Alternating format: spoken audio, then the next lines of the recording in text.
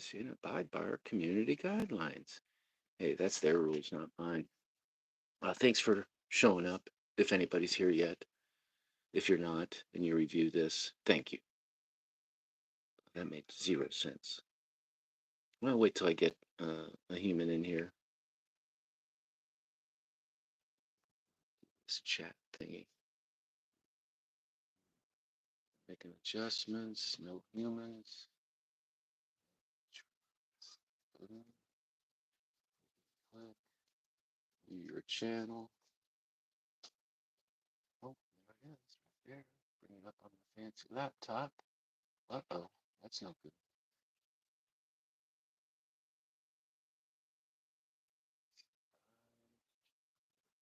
Oh, there's somebody here. Blue collar stacker. Hey, brother. Not sure if I qualify as a human. You're very human. Whoa, one watching. Touching my fancy laptop right now. Emerald Coast Stacker. Good morning. Oh, it is working. Where is it? Neato. Wow. So, using my phone, I gotta turn this laptop thing off. I'm getting a delay. Yeah, if you haven't figured out by now, I am really no good at internet stuff. Um, but I'm learning with your folks' help. I did discover that I think my videos, if I could talk about 1.5 times faster than I do, maybe people might appreciate that. I know I do. I just got done. My mind is scrambling, and I was watching the Purdue Ohio State game on 2 times speed. Man, if I do that for like an hour, right directly after it, I talk in 2 times speed.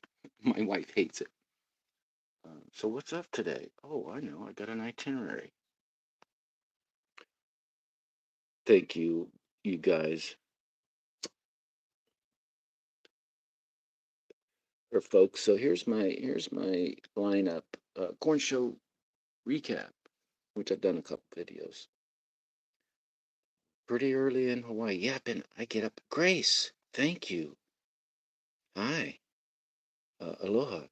Um, yeah, it's 06:25. I kind of slept in today. I didn't get up till about 3. My sleep pattern's been disrupted by pain and uh, ailments in real life. Hey, wow, I got you folks here and you're responding. How's my volume? It's 11:25, so you're 5 hours. You're on the Eastern Daylight Time, Grace. I used to I used to be on Eastern Daylight Time, and sometimes I feel like I still am. Smash the like. Oh, okay. Thank you. How's my volume, blue collar stacker? You have some excellent, awesome online special effects videos and shorts. Sounds good, Emerald Coast Stacker says. On your videos. Pretty good. All right. See if I can get this fancy microphone a little closer and still work the camera. So here's the lineup, folks. Pretty good volume. Great. Um, so coin show recap, reverse mail call ideas, um, scale makeover. Yeah, I'm not a reggae guy, but the head shop I got this at is. Oh, let me try my new studio light. Whoa, how's that? That's a pretty cool little portable light. Um, future channel plans. Yeah, what am I doing? Why am I doing this? It's fun. It's therapy. And man, in the last 4 months or so since I've been paying attention to you folks, I thank you, Becky. I have been, wow, almost smart. So giveaways and swagless options. Yeah, I got no sticker swag, and I really don't plan on doing that because it would involve the internet. Emerald Coast Stacker says, "Good morning, Becky. We just had a little kind of neat, coincidental kismet, providence. I've gotten 2 human beings involved in stacking in my life. right before I left Ohio to come back to Hawaii, late 2016. And one of them happened to be named Becky. Probably not the same Becky as being Becky, um, but it's a cute story. I had, when I was like in the sixth or seventh grade, at the we didn't even have a swimming pool in my little town, and on the way to we ended up had to catch a ride to a swimming pool in a town, maybe 4 miles away. And I did, and I met this family, Becky and her mom, Lee, and next thing I know, they were coming coming to my town to pick me up to take me to the swimming pool, taught me how to play canasta, all different kinds of card games. And then fast forward about 3 decades, I ran into, I heard about someone named Becky that was inquiring about me at the post office. And one of the guys I graduated high school with, Becky went to a different school. Silver Stallion, adios, Silver, and away. But anyway, so my insurance guy, I graduated high school with him, he overheard it, says, oh, yeah, yeah, yeah. So then he told me, and then it turns out they moved away from that other little town and moved just outside of my little town on a farm who had a field, which had a field connected to it that I used to hunt arrowheads in, and never dreamt that Becky and Lee and Becky's dad lived there. So yeah, and then we reunited, and then when I left, you see, I had a couple Berkey water filters. I gave one of them to her, gave one to another fella. She had just been either been recently widowed or was getting ready to be widowed. Her husband was very ill, and so yeah, really cute. We became friends, and then I went with her to help her purchase her first ounce of gold and a bunch of silver, and it's just a really heartwarming event in my life. I've had a few. Okay, so what's next on the list? So we're gonna, oh, converting Cragars to precious metals. Yeah, I got 2 sets of 4 Cragar mag wheels from the late 70s. I know one set was on a 67 Camaro that my wife drove when I met her, and the other set was probably off of either a 71 Camaro or possibly a Cougar, but I'm thinking it was a 71-inch Camaro that was also in the family.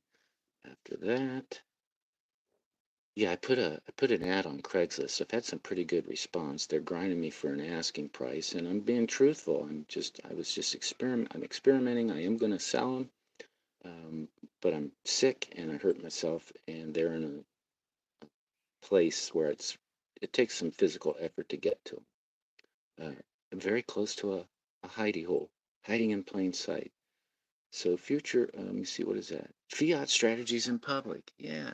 When I went to my coin show, my first coin show ever, yesterday, I'd been letting people know a few days beforehand that that's what I was going to do. And they said, oh, be careful with your cash and don't pull out a wad of cash. And I've never been like that. If I have a wad, all in capital letters, thank you, Becky.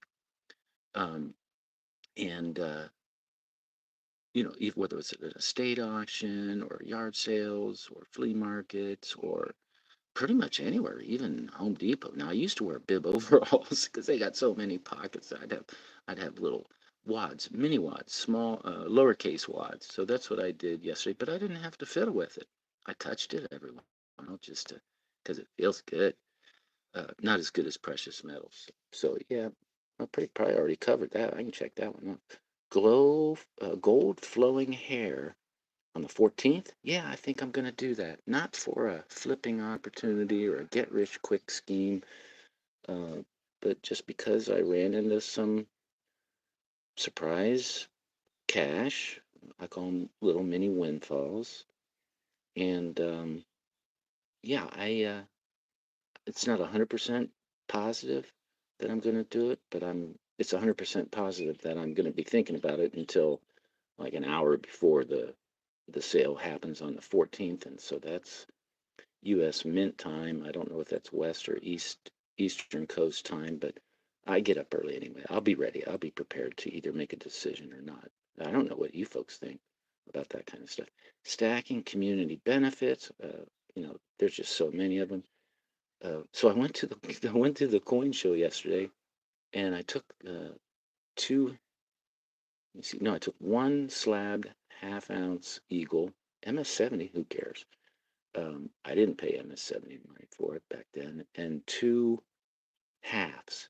And I was thinking about trading up um, to something that I don't have, like a Type 2 Eagle. And at the time, for the last week or so, for whatever reason, I was thinking, um, that Buffaloes were a Type 2. No, they're not. I wouldn't mind getting a fractional Buffalo, but I checked out the prices, and they're super expensive, just like they were back in the day when I saw them in a coin shop. Only I think what I saw then was a set of four in a fancy box, and talk about sticker shock. Yeah, pass. But I do have one Buffalo. It's a fancy one. Edwin C. Moy, director of the Mint, celebration of Buffalo, had his chop mark, which I never understood. I never knew what that was until I started sharing information with you folks, and then I got some feedback. But anyway, I can't find them. I don't know where I put them. I thought I put them in one of my ammo boxes, and I probably did. I just got the wrong ammo box. But I'll find it. It can't be too far. And hiding stuff. Yeah, I'm good at hiding stuff. So I'm checking out.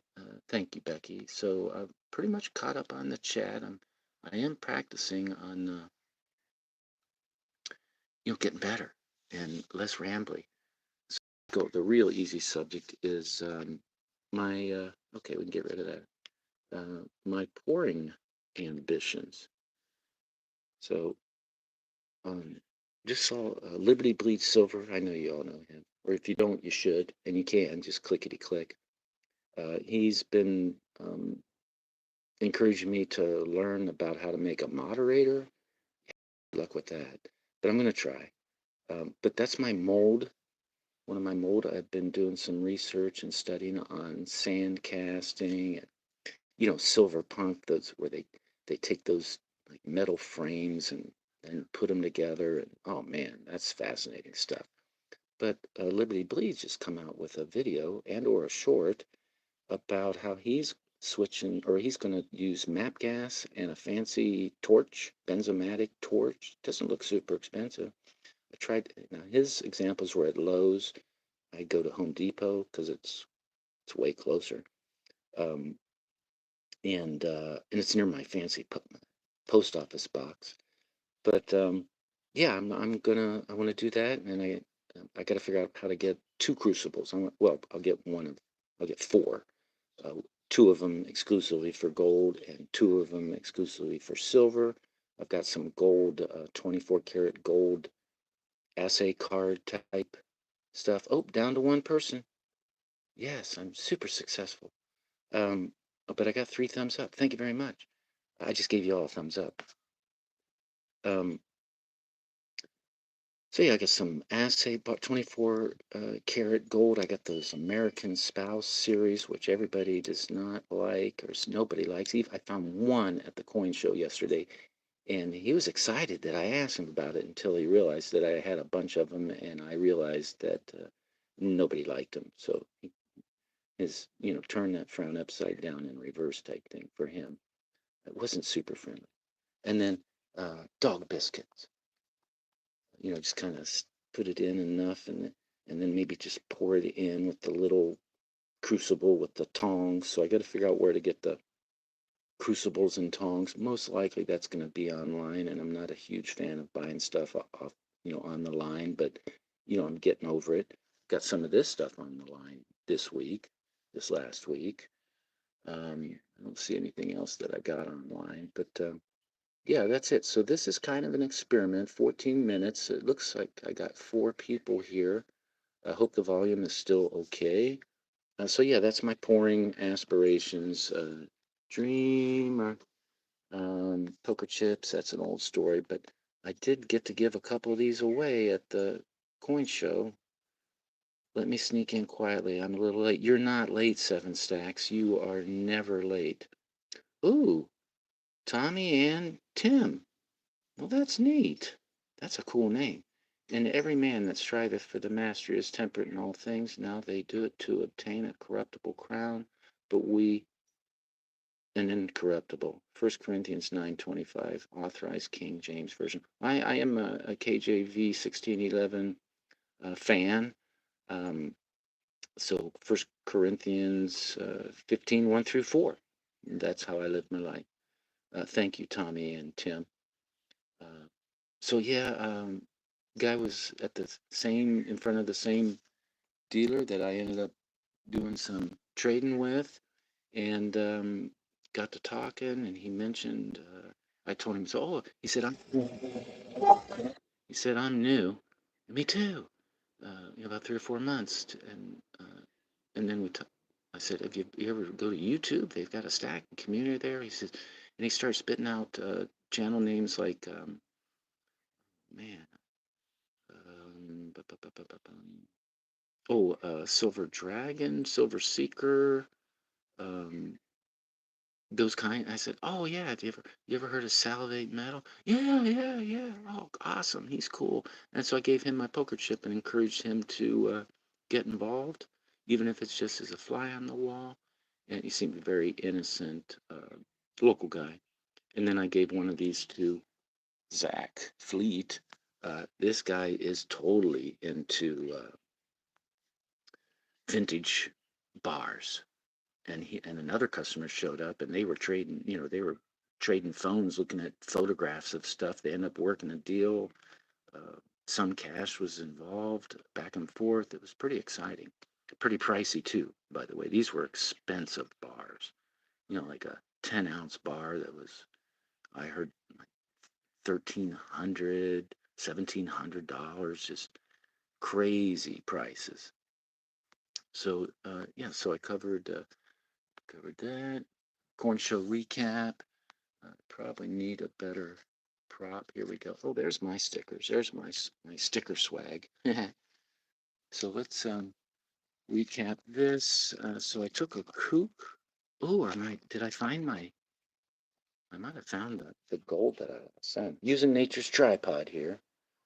Gotta get the pups out. All right, Becky. Forrest just came in and out. My wife brought him out. Yeah, all right, I found him. Yay! I found an ounce of gold. Yay! So this is what I got this week and at the coin show. Try to figure out this. It's got some bars. Got a 2-ounce double maple leaf. Some more bars. Nothing fancy. Nothing super vintage or collectible. I don't think collectible to me. Got a bunch of Lucy's. He put them in these fancy uh, flip thingies for me. Got that. Dun, dun, dun. Oh, looks like I lost my. I can't find my other ones from this week. I got a couple deliveries. I got a delivery from I think Monument Mental, definitely JM. That's where I got my Salivate Metal round. So you can see this stuff. Pretty neat. Um, that's kind of cool. I finally got a skull, of course, way after the skull challenges. Oh, there's they are. All right, so that's a coin show. And so I traded that Kilo Kook and kind of ran out of silver that I was interested in. I didn't want to bother him to go back into a showcase that I'd already been in. So we'd kind of talked a little bit of gold because I actually hadn't lost these temporarily yet. But he didn't really have anything I wanted. He didn't have a 1-ounce Type 2 gold American Eagle, which is what was my goal, was to trade, ounce of gold for an ounce of gold. My ounces of gold were broken up, 2 quarters and a half. But he didn't have it. All he had was a tenth of an ounce, and it was he valued it more than I did. But this is neat, and this is actually a coin, $5. It's Canadian. It's some kind of commemorating some kind of joint exercise between the United States and Canada. I'm thinking military. Pretty cool. I think it's got the Queen Elizabeth, no tiara, no crown, just a pearl necklace. So I felt like I did pretty good. I think it was like 26 ounces, and that Canadian one counted as two. Um, for and a tenth of an ounce. That's a tenth of an ounce because it's 24 carats, a little smaller than a tenth eagle. And So yeah, I thought I did all right. I didn't care. Plus, I didn't have today's prices involved with when I purchased that kook. That was just a loose kook. It was in a big case, and I wasn't gonna take it. I was just take pictures, but I'm glad I did because it was a very small show. I was not disappointed, but I was surprised that there were so few dealers, and so it worked out great for me. And turns out, it got my wife interested in at least one aspect of silver, and that's that kilo year 2000, year of the dragon. It's really beautiful, and my wife's part Chinese and Hawaiian and all that stuff. And so she said, no, no, no, keep that. And someday we're going to be able to decorate stuff on our own. We're very minimalist, but we got some food dogs, probably, circa 1950 even.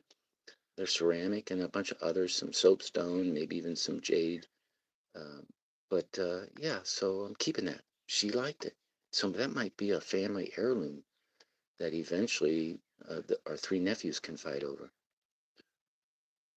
Or if she goes before me, I would bury that with her. Just so excited that she showed some interest. And I took the opportunity to try to introduce her to Troy, times and measurements, Troy ounce, grams, 31 point, was it 103, so on and so forth. So as far as this week's haul, trying to think where I got these guys. So this either come from JM or Monument Metals. The JM had a introductory new customer, but it was 20 ounces, either four, five different rounds, some of which I already had coins and or rounds. It just didn't interest me, so I ended up uh, yeah, for JM. That's how I ended up getting this. This was kind of my dominant motivating reason to even check it out. It is cool. It's 2 ounces. I checked out online because I guess there's some other versions, but I didn't really find them for sale, or if I did, they were super expensive. So that was cool. It's my first Britannia ever, and it's a 2025. So that's pretty cool. I did either a video or a short on this stuff. So this, let me see. I think I'm missing some. Nope. Yeah, I am. I'm missing some. I don't know where they went. Oh, there they are. So I ended up getting this from probably Monument Metals. They had a buy five at spot type deals. I think this was part of the JM possibly deal. Just a couple non-vintage but pretty nice bars. Why the bars, you say? Because up until a week or so ago, I owned a whole three 1 ounce bars. Love the Salivate piece. Yeah, it's cool. I'm a big Salivate metal admirer. Collecting channel pieces is exciting. Yeah, that's one of my future plans. There a lot of you folks poor, a lot of you folks. Well, besides the poker chips, I'm, I'm, I'll never catch up with seven stacks. I hear she's the stacking channel community poker chip queen goddess. But it's super cool, and I miss playing with poker chips. I miss playing poker, but to kind of assuage my loss of actually playing poker, I think collecting poker chips and touching them and looking at them and all the pretty colors and all the tremendous thought process that goes into you folks' creative ideas and then turning that idea into what I consider art. So that's my newest one. Now, why the bars? You say Silver Sleuth is kind of like talking to myself. But anyhow, I've got a lot of practice doing it because I'd been thinking about it and wanting to do it, but a little hesitant. And next thing I know, and my wife was right in front of the fancy laptop with me when I thought I was just watching a video. Well, it turned out to be that it was some kind of giveaway results video, and back to nature's tripod, and I won. It was.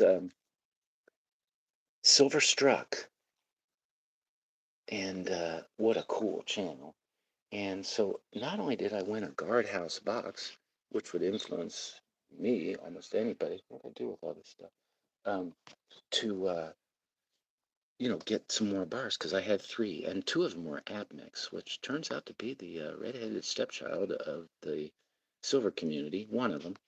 Um, and we talked about cash strategy, and he's including a 1 ounce bar in it, and it could very well be at my fancy post office box, waiting for me to wait for Veterans Day to finish because I think Monday is Veterans Day. And even though I was in the service from 1978 to 82, I don't consider myself a real veteran because it was a big party. Oh my gosh, I got into so much trouble. Hey, Mike, happy Sunday. Um, Thanks for showing up. How's the volume for you? Don't be afraid to type anything in there. I'm very difficult to offend. Um, I was in sales for a long time. And so the word no has trained me to not get get too upset over people's opinions. And I welcome people's opinions. I welcome debate. I was actually on a debate team in school. You got to fill that guardhouse box. Well, yeah, 7 stacks, that is, and I'm not, I'm old. I don't have any goals other than to wake up tomorrow. But this is nice because, yeah, I was thinking, wow, fill that guardhouse box up and take those two reject app mix out once I get to 48. So there'll be two left. I'll segregate them at the end. And then when I get two more to replace them, out they come. And that'll be my non-app mix guard box. I don't know if I'll get to the point where I got the fancy, collectible kind of 1 ounce bars that a lot of folks on here have. But, you never know. Maybe I'll, last long enough to be able to do stuff like that. So my scale makeover, I got this swag sticker at the coin show yesterday. Kind of neat. I haven't Googled or searched for money.org, American Numismatic, but I'm not a big reggae fan. I got this. This is secondhand. It's kind of reggae-ish, but I thought if I could customize it to cover that and then tear it, I would tear it anyway if I was weighing something, and I will be someday. Got a bunch of scrap gold that we've accumulated. We are the same age at Silver Sleuth LO. I was born in 59. How about you? And so anyway, I think that's a good idea. I don't like looking at this. I'm not prejudiced or anything. It's just I don't care. Although I did see Peter Tosh at the Keystone in Berkeley once. It was a $10 cover charge, and that was, oh man, I don't know when that was, 1982 or something like that. I don't even remember why I was in the San Francisco area. Um, um, but pro- Probably Treasure Island. But yeah, it was a $10 cover charge, but it was $10 and all you could smoke. And there was uh, Peter Tosh. I'd seen a few bands at there. My favorite band, one of my favorite bands I saw there, YNT. That was a show. That was a rocker. Had some local bands. So yeah, thank you. We're the same age. Same. All right. We're boomers. I've been. I just turned 65 in October, and for the last 4 months, I've been getting deluged with Medicare advertisements, and I'm not a Medicare expert, but I'm close because I've done a lot of studying, for the last 3 years since I took my Social Security at 62. So I've been not able to earn as much as I would like to or could because of the restrictions, but I failed the first 2 years, which I knew I was going to make too much. So I ended up not getting any Social Security for 4 months in 22 and 23. And they finally feel like they've got it figured out, but sometimes I get deposits saying and a letter saying, "Oh, hey, we refigured this and that and blah blah blah." And I work part time, so I don't have to pay for uh, Plan B. I don't have to pay that premium, and I'm going to try to keep that up. But I've been going through some health and back issues recently since July 7th, so who knows? But worst case scenario, on January 1st of 2026, I can make pretty much as I'm able to until October, and then it's Katie bar the door. Um, and apologies to if anybody here is named Katie. So what's next on it? So scale makeover did that. Future channel plans. Well, my future channel plans aren't really change.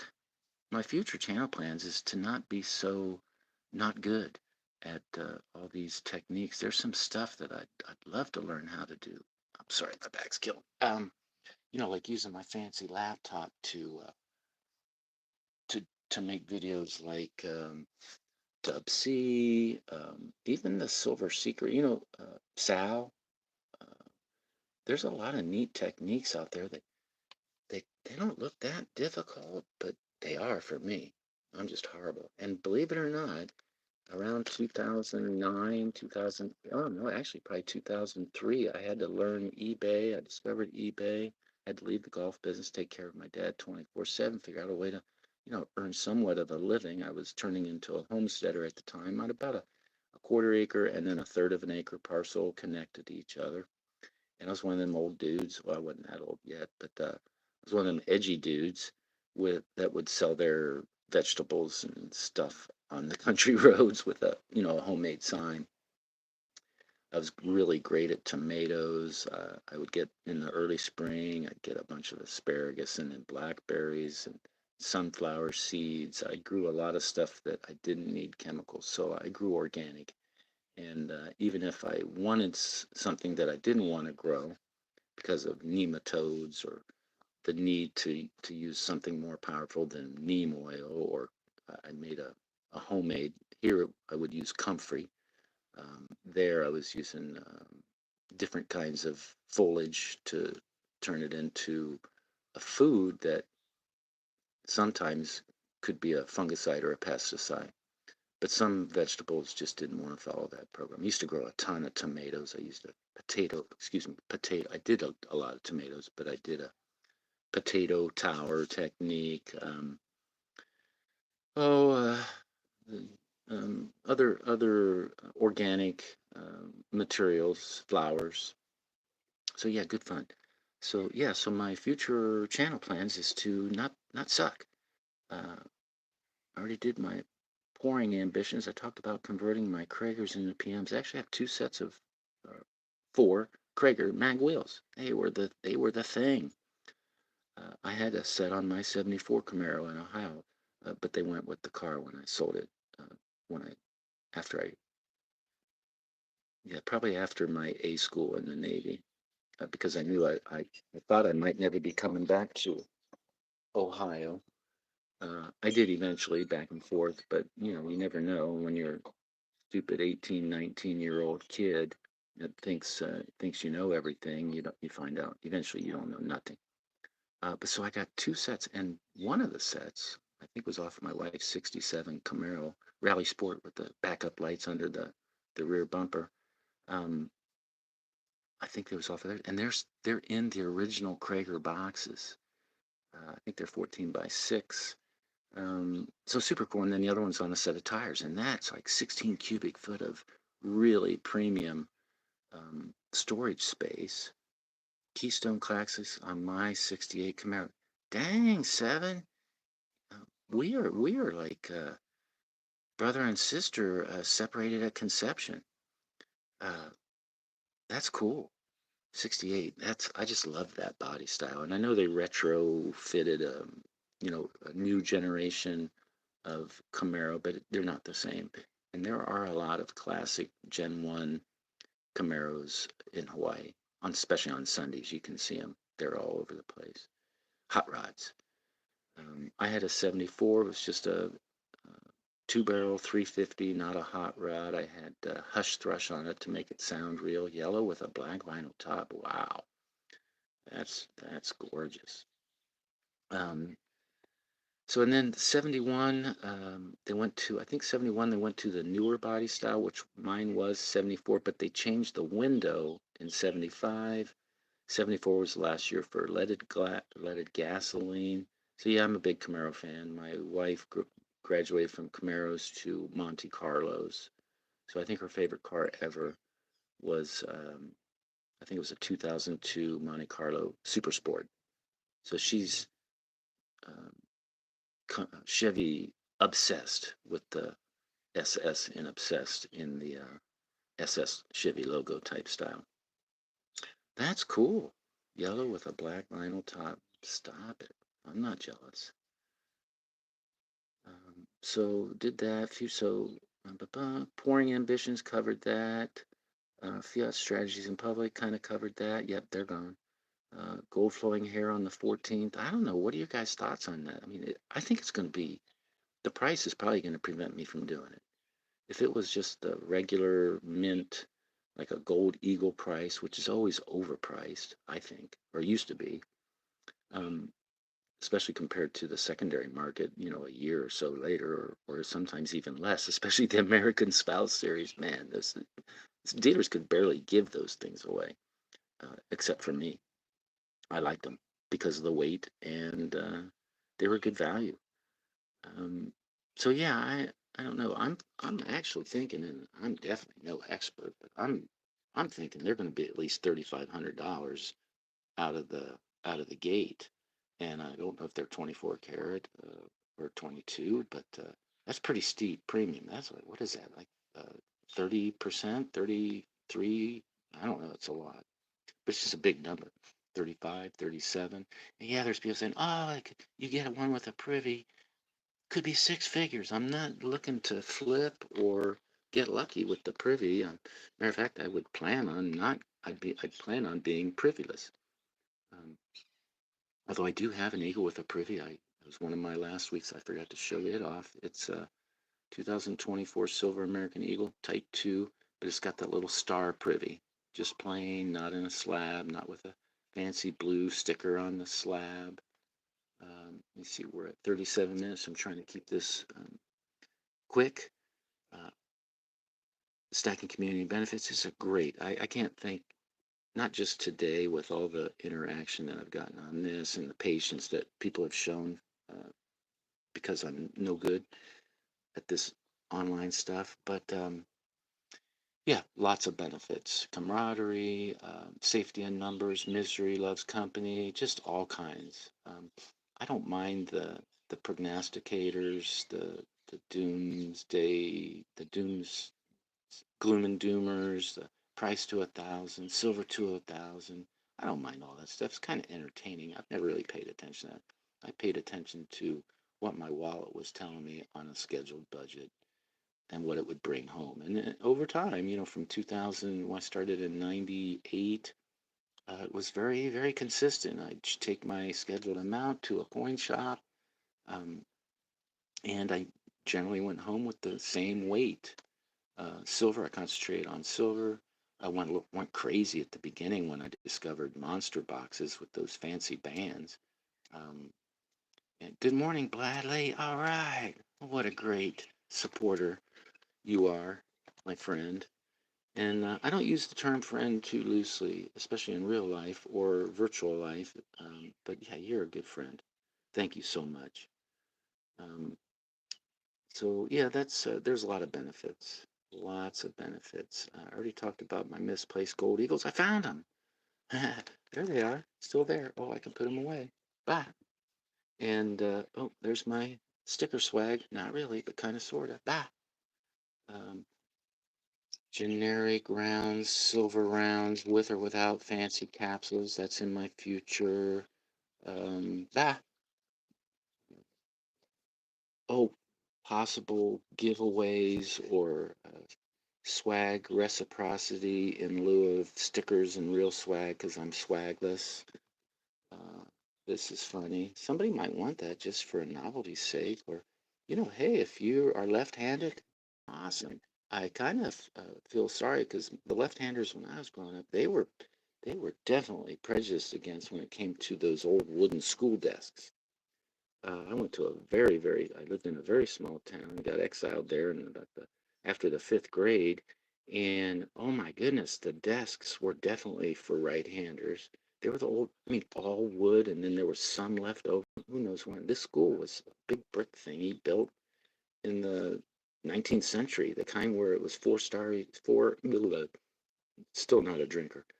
4 stories tall, and the fire alarm was a bell at the top, and the rope ran all the way through the wooden floors, all the way down to the bottom floor. That's how ancient that thing was. I wish I'd have gotten a brick from that when they finally did some renovations. But a lot of the original brick is still there. So swag possibilities, reciprocal swag in lieu of having real swag. Yeah, all right. Back. Poker chips, love them.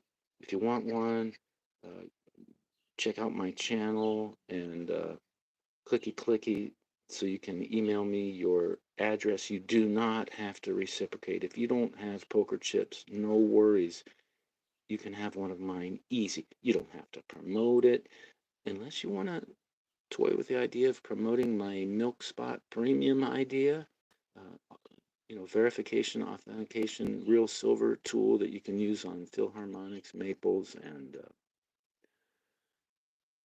some eagles, although I wouldn't melt an eagle.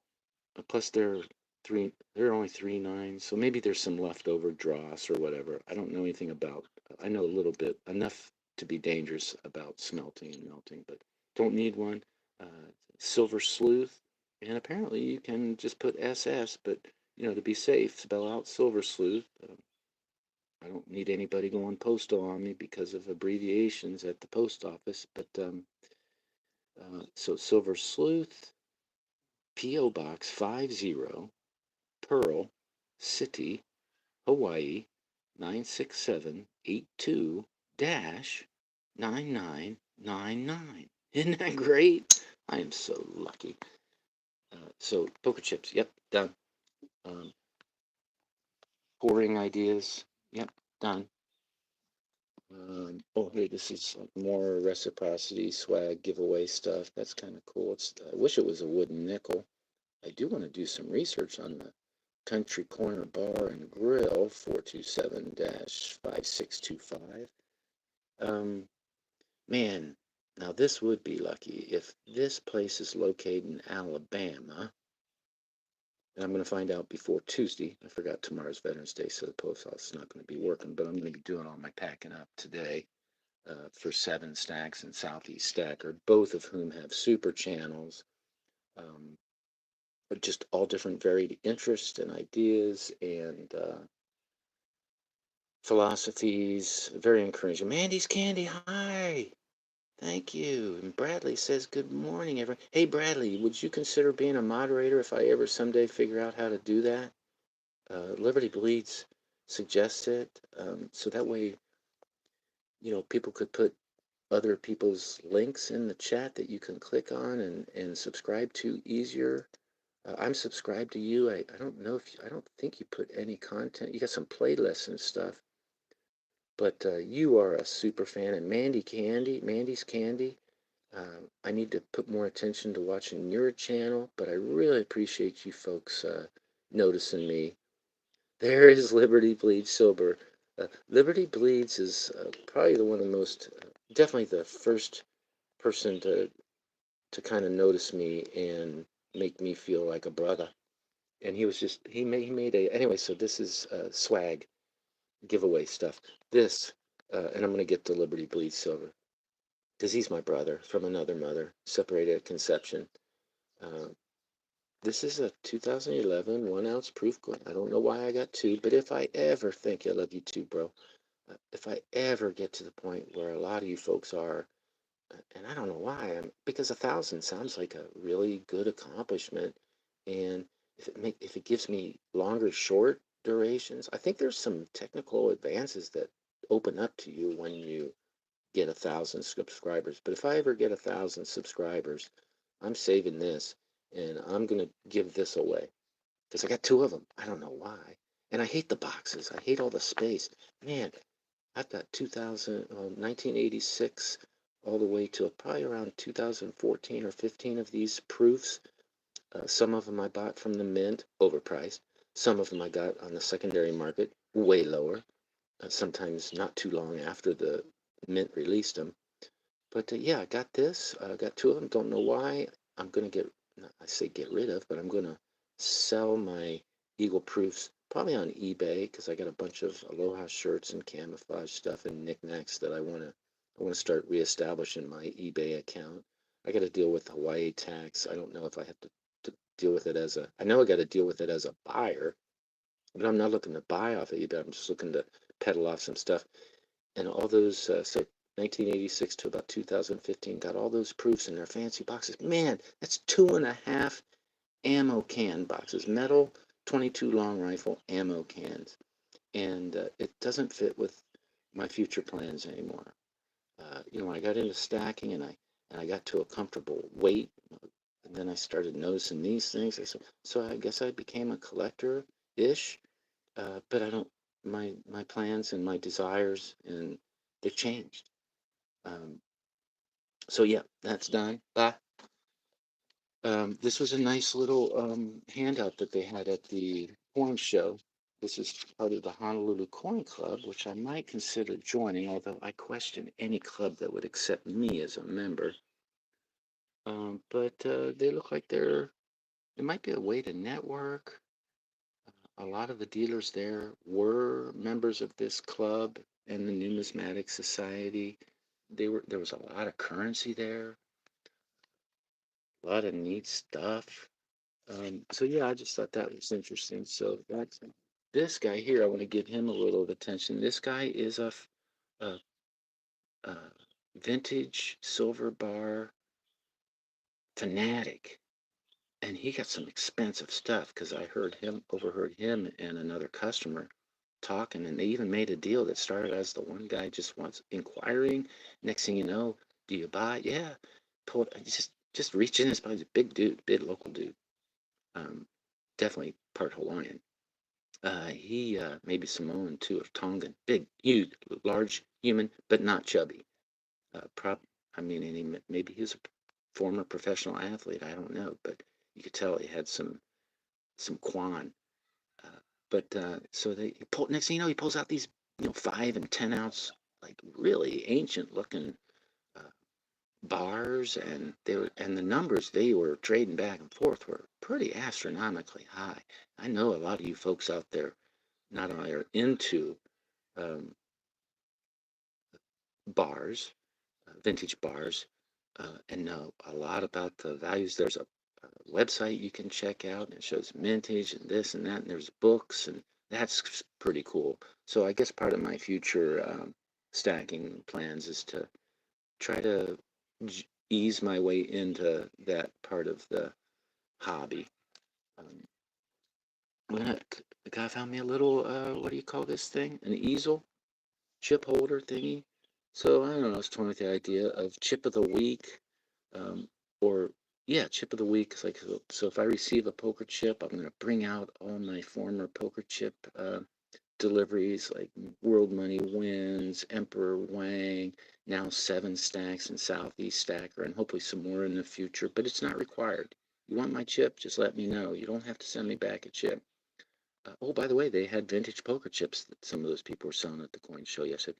So this is going to be part of my what do you call mail calls in the future, and it's going to happen. I don't know if Silver Struck is going to send me a poker chip, or even if he does that. I'm going to go back to the chat real soon because I'm almost done talking. I'm out of stuff to talk about. I'm not going to throw. Yeah, this is for Seven Stacks and Southeast Stacker. I still haven't figured out what kind of swag to get Southeast.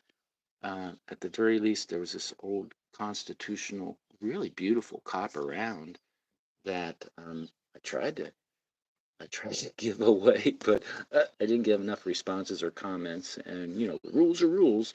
So I think he would appreciate that. It's not Confederate related, but it is Constitution related. There's a like a 18th, 19th century woodsman on there with a pew pew. And I'm a big fan of the Constitution, so I'm running out. That's just my part of my uh, pre-owned digital scale.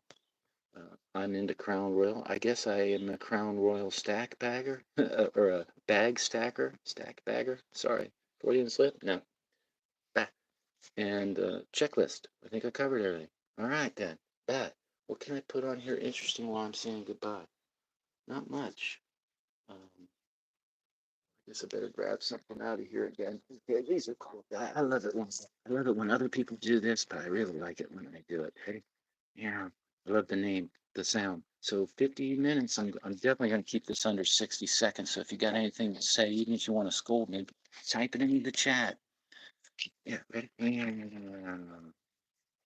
Doesn't sound the same with those crazy capsules.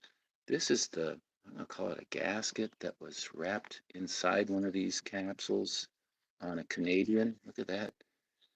Look at that. That is a pretty gnarly toning, staining patina. Well, it's kind of like a marriage of toning and milk spots. And wow, did I just discover that milk spots might actually be a toning preventative? I don't know, but anyhow, somewhere in the shipping process, I don't recall looking at this before I shipped it to Hawaii. So, and I think that's when the damage was done. And then from then, I didn't inspect the stuff because I was in such a hurry to hide it. And this was definitely underground for probably 8 years, not quite 8 years. Oh, let's try the new studio light now. All right. Don't need the new studio light. Very fancy, high-tech studio here. So I'm going to give you something to look at while I extol the virtues of Liberty Bleeds Silver and everybody else in this chat. Okay, I'm going to go backwards. So, Bradley, you're awesome. The sleuthster. I'm a sleuthanizer. So I really appreciate your latest video, Bleeds, with the benzomatic. I tell you, I like pretty much anything that would start with benzo, especially when I was a kid. Although I was more of a downer guy. So let's go back through the chat. Hey, brother, blue collar stacker. He's very, very busy, constantly making great content and coming up with new concepts. Um, Emerald Coast Stacker. He does like a double live. It's almost like a podcast with super. And I'm thinking these guys are old timers, or what you guys might call OGs.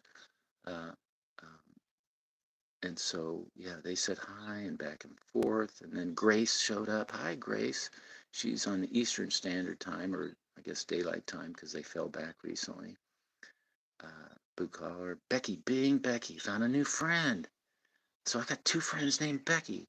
One of them, I'm pretty sure, is still alive. That's our being Becky. I'm not sure if my Becky is still alive, because, we're getting old. Um, Silver Stallion stopped by on his travels on his horse. Hi-yo, Silver. Um, I think that's kind of cool. Silver Stallion. It makes me think of Lone Ranger. But they've got some really cool special effects and introductions. Uh, Being Becky, I'm going to have to check out her channel. I can tell already she's a dog lover. I'm a dog lover. I've been into bull terriers for quite a while now, since '86. Actually, I met my first one in '79, fell in love with the breed, but had to wait until I was responsible adult to get one. They're a test. I just heard him. That's Forrest. He ain't right in the head. Um, Emerald Coast Stacker. I will get my swag pack sent to you this week as well, Becky. All right, Becky. Hey, if you want to figure out a way to get me your mailing address, no obligation, no reciprocity needed. I'm pushing the Milk Spot Premium promotion. Uh, so that's great. Man, helping people get together. Nice story. Thank you, Becky. There's a new name for me, Tommy and Tim. Kind of a pretty biblical comment. I appreciate that. Uh, I'm pretty biblical. I'm a sinner, but I'm pretty biblical. So 7 stacks snuck in quietly, not late. And in Hawaii, we call that Hawaiian time. So you fit right in over here. Uh, Being Becky says hi to 7 as if they might know each other. Y'all probably, did I say y'all? Man, you guys really messed me up. Lots of y'all talkers, sayers. But no, it doesn't bother me. But you folks definitely seem to know each other. Got to get the pups. Wow, that's plural. Holy mackerel. I used to do bull terrier rescue, and I have had multiple bull terriers at the same time. Wow, that aged me rapidly and really attacked my wallet. Rescue is a money loser, but it fills your heart with joy and hope. It really does. And sadness when you got to place them in a home after you've sometimes brought them back to life or gave them a chance to live longer. I kept the rejects, the ones that weren't placeable, like Zeke and Kuipo and Gehrig and Babe and Mickey and Roger, Maris. I named them all after Yankees. And then they got new names. So B and Becky, yeah, 7 stacks. What a great contribution. I'm really flattered that you folks showed up. Mike, there's a new name for me. I'm going to have to figure out how to click on your name and find you, see what you're up to. If you got no content, no subscribers, and you've connected with me through either a live stream or a video or a comment, um, or heaven forbid, a subscription, I'm going to subscribe to you. If you don't like it, I think you can delete subscribers, but I don't care. Seven and I are the same age. I would never call her elderly, but I consider myself elderly. Keystone Classics on her Camaro. We are uh, kindred spirits, Seven. And I love turtles. I love turtles. They're cool. Even the sea turtles, they're kind of unpredictable. But little painted turtles and snapping turtles. Matter of fact, oh, here I get to use nature's tripod. Look at my thumb. I'll show you a snapping turtle incident injury. Can you see? See, the lighting's not good. See that little V right there? There's not one on here. You know why? Because I was fiddling around in the canal and I got a snapping turtle bit me and just hung on for dear life. And I ended up, man, it took a long time to get my dad ended up, sorry, close your ears. I had to cut its head off in order for him to pry its jaws off of my thumb, and it was just hanging there. And I think Dr. Paul stitched me up. Either Dr. Paul or Dr. Anna. There was a married couple, the town doctors. And then their youngest son, took over the practice and then hooked up with a hospital. And, decades later, they acted like they didn't know me because I quit going to the doctor. The only time I went to the doctor was to go to their house and get permission to hunt on some of their land because they have a lot of land. Yeah, trivial turtle trivia. Mandy's Candy says, "Hi, Sleuth. I don't know enough about Mandy's Candy except I've seen her in the chats. I'm assuming, the feminine quality, super courteous and seem to be very popular, very well known. And again, I'm flattered. So here comes Liberty Bleeds. Sleuthster on the case. Love you, man. Yep. Did you get my message about when you said, oh, never, never, something about wanting to have a brother, or never knew I wanted to have a brother? Instantly thought of that movie Rain Man, where I would be uh, Dustin Hoffman to your Tom Cruise, because I think you're younger than me, and Tom Cruise was younger than Raymond and discovered him later in life. He got this special brother, and so yes, especially on Tuesdays or Mondays or Sundays. Yeah, Kmart sucks. Amart doesn't. Um, it's just numbers. Yeah, I know. And so it's something to look forward to. I did my bucket list. I had one bucket list item left, but the uh, the lockdown and the shutdown and the travel restrictions kinked it for me. I wanted to go to Vietnam, to the province, Phu just outside of Hue, ancient city.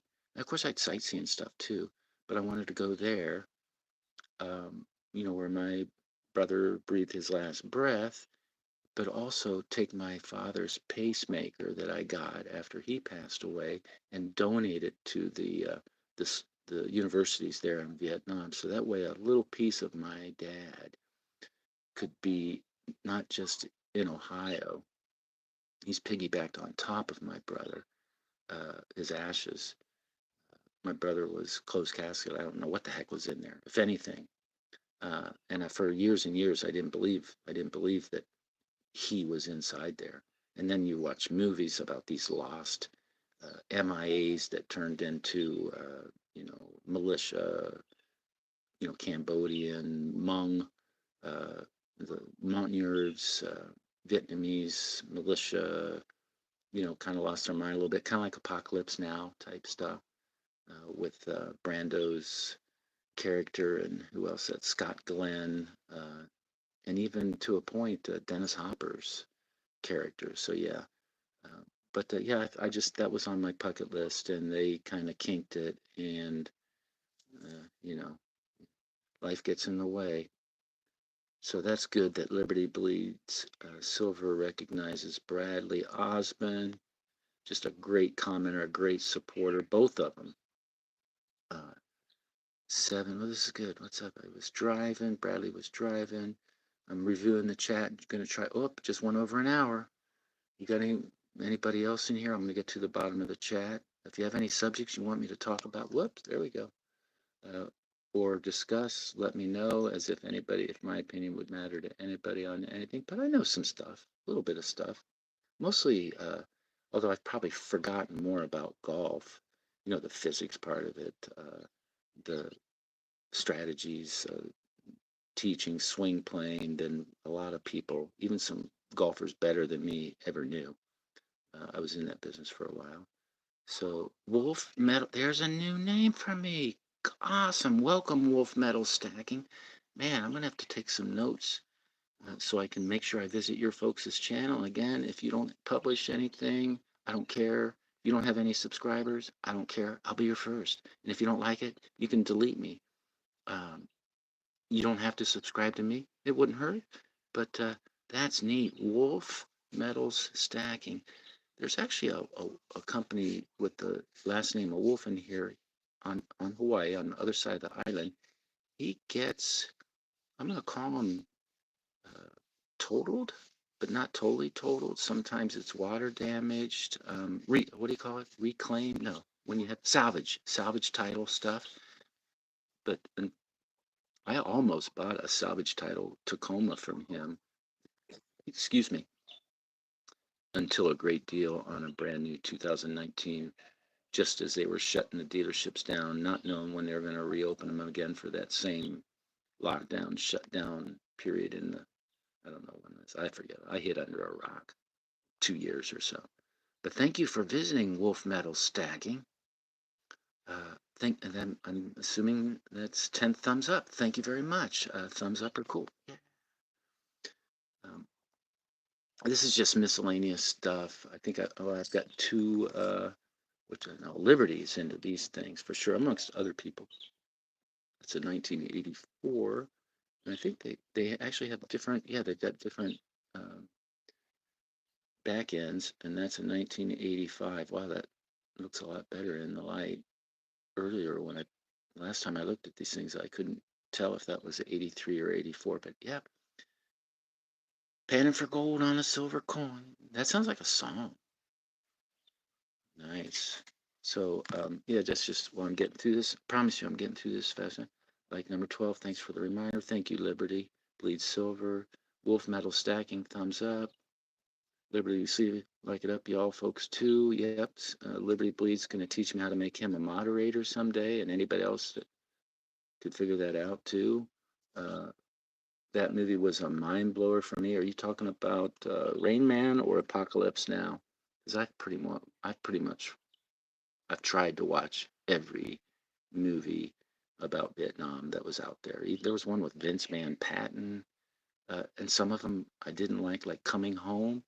I did not like Jane Fonda before or after I watched that movie, but she did portray her character really well, so I didn't dislike her as extremely as much as I did before I viewed that. But I only watched that once, so I just can't put up with watching her a whole lot. And then there's actually some TV series that were Vietnam oriented. I'm trying to think. I forget the names of them, but yeah, it's Vietnam's uh, has a spot in my conscience.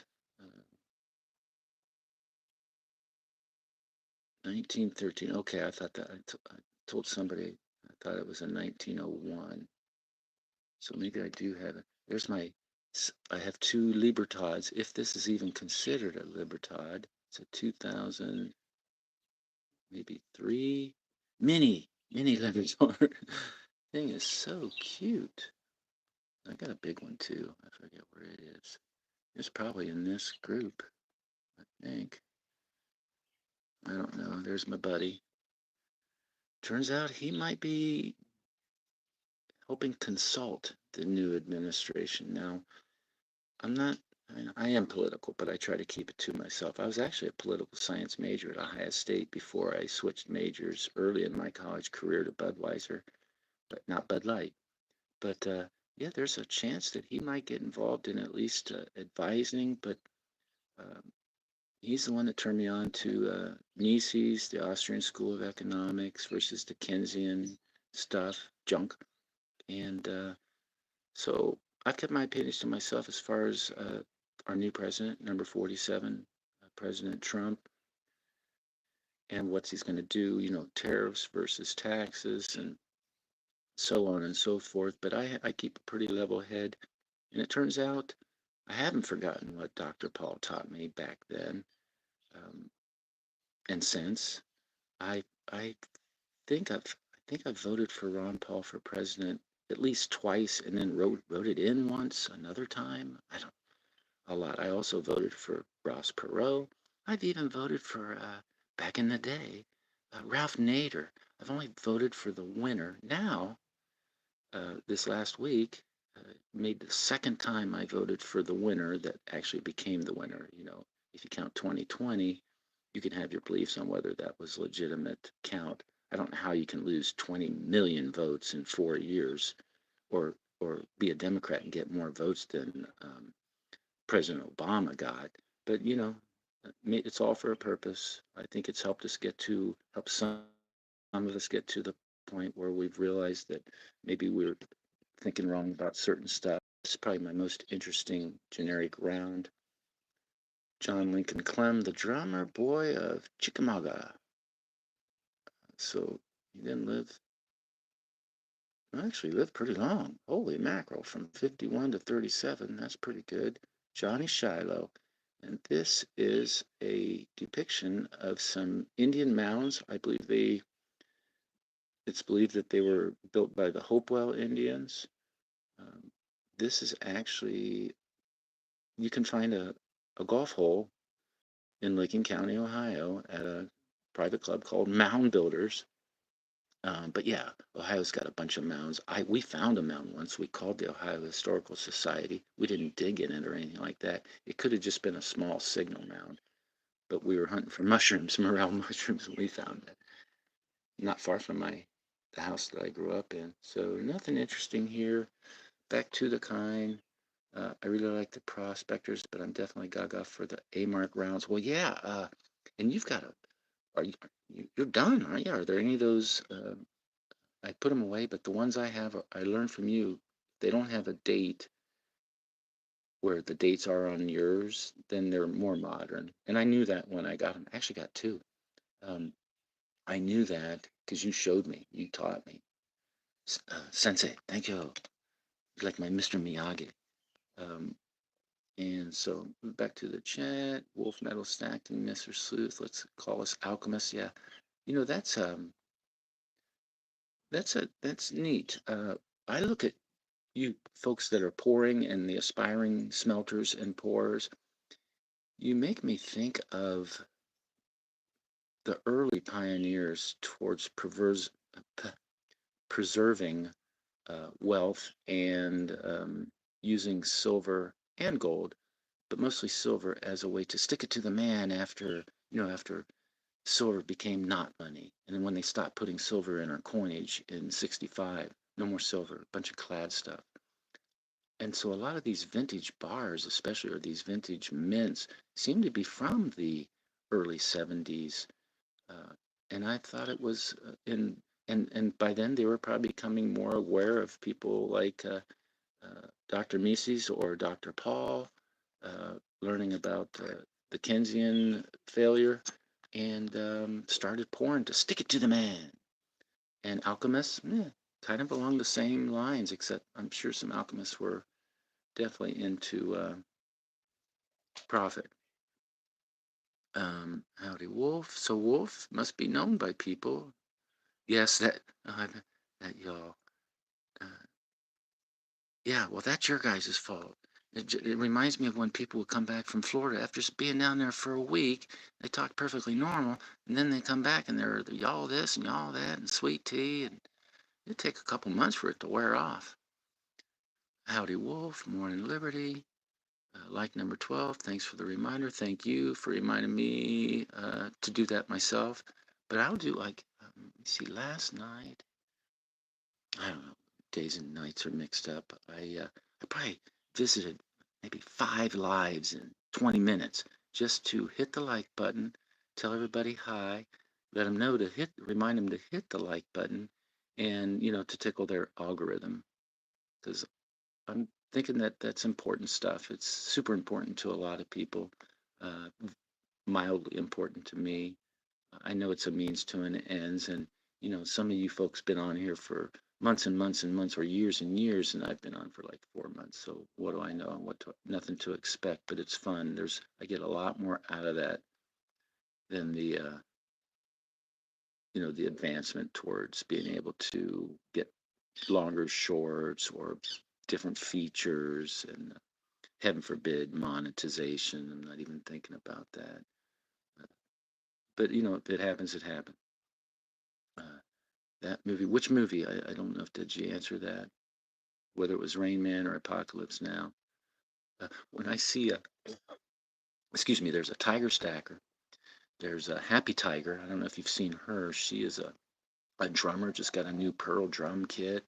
She posts really nice, calm, pastoral setting lives and stuff. But whenever I see Tiger, I think of Apocalypse Now and Chef when he got off the boat. Hi, Tiger. Bye, Tiger. Don't get off the boat. Never get off the boat. Let me see. Email me so I have yours. I would like to talk about the crucibles. Let's get witchy. If that's directed to me, I have done that. I sent you an email, actually from my non-anonymity email. But yeah, my email is real simple. It's howley007 at yahoo.com. HAOLE007 at yahoo.com. I've had that Howley007 since, wow, I don't know if maybe AOL.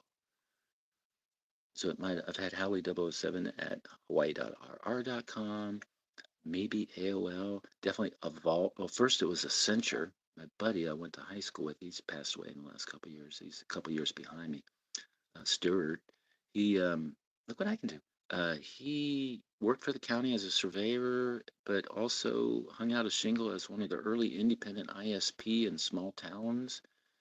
Um, kind of primitive, but it worked. And so I was Howley007 at Accenture until some big company wanted to buy that name from him. So he sold it. They would sponsor golf tournaments and stuff. And then switched to Evolve. And so I was Howley007 at evolve.com, hawaii.rr.com, and now, and then eventually yahoo.com. I had a Gmail, maybe a gmail.com, but that got tied in with my departure from early Twitter and Facebook and YouTube when I was a belligerent prepper. Um, just didn't pay attention to the rules, didn't know the rules, and found out too late. Oh, bye, they would tell me. Um, so, yeah, Howley007 at yahoo.com. Let's call us alchemists. Yeah, let's. Um, Wolf Metal Stack, Mr. Sleuth with a hand wave. Hey, not a problem, sir. Uh, no, yeah, no problems. I really like the prospectors. I'm definitely gaga for the earmark grants. Yeah, you have, and I don't. Aren't you done with getting one from every year of at least the rounds? I looked for them yesterday. I looked for A-mark bars. I looked for stuff that I recognized from your folks. The most interesting, one of the most interesting rounds I saw was Johnny Cash uh, giving everybody the your number one salute. But it was, it was, it would have cost me two silver rounds. I mean, it would have taken the place of two silver rounds. It was a retail price he had like $75, which he probably was a little bit uh, flexible on, but not much. Plus I understood he flew over there, even though it's probably a tax write-off because he's a dealer. The local guys, maybe they dealt a little bit better, but I don't know. Just press on me. Okay, I'm learning something here. Really like the process. Liberty Bleed says, just press on me. Stop it. In the chat feed, press on my logo, and then the box will pop up. You scroll down, add moderator. Okay, I'm gonna try that right now. In case it fails, I'm at an hour 15 minutes. I'm wrapping this up. I'm just trying to get to the bottom of the chat. I'm gonna do it. So let me review. Wrench me. No, just press me on the chat feed, press on my logo, then a box will pop up. Scroll down. Oh, add as moderator. Blocked words and change chat modes and live. Which one? Managing moderator or standard? Can review and leave chat chains. Hide or put users in timeout. I want you to be able to post other people's links so that people can click on them and join. Which one is it? I'm Xing out of that one. I'm going to go to the bottom of the chat and see what you say. You still there, Liberty? Drop in links for that stimulates your algorithm as well. Awesome. Which one, standard or the other one? You can choose either standard. Yep, I saw that part. Um, Sounds right, LB. Oh, hey, Mr. and Mrs. West Texas Stacker. Thanks for coming in. Oh, yeah, Panda somewhere. Oh, there, I got a few of them. They're cute. I tripped over this stuff in the coin shops when I was on my Eagle Quest, my Lucy Eagle Quest. I cheated for my first 1,000 eagles.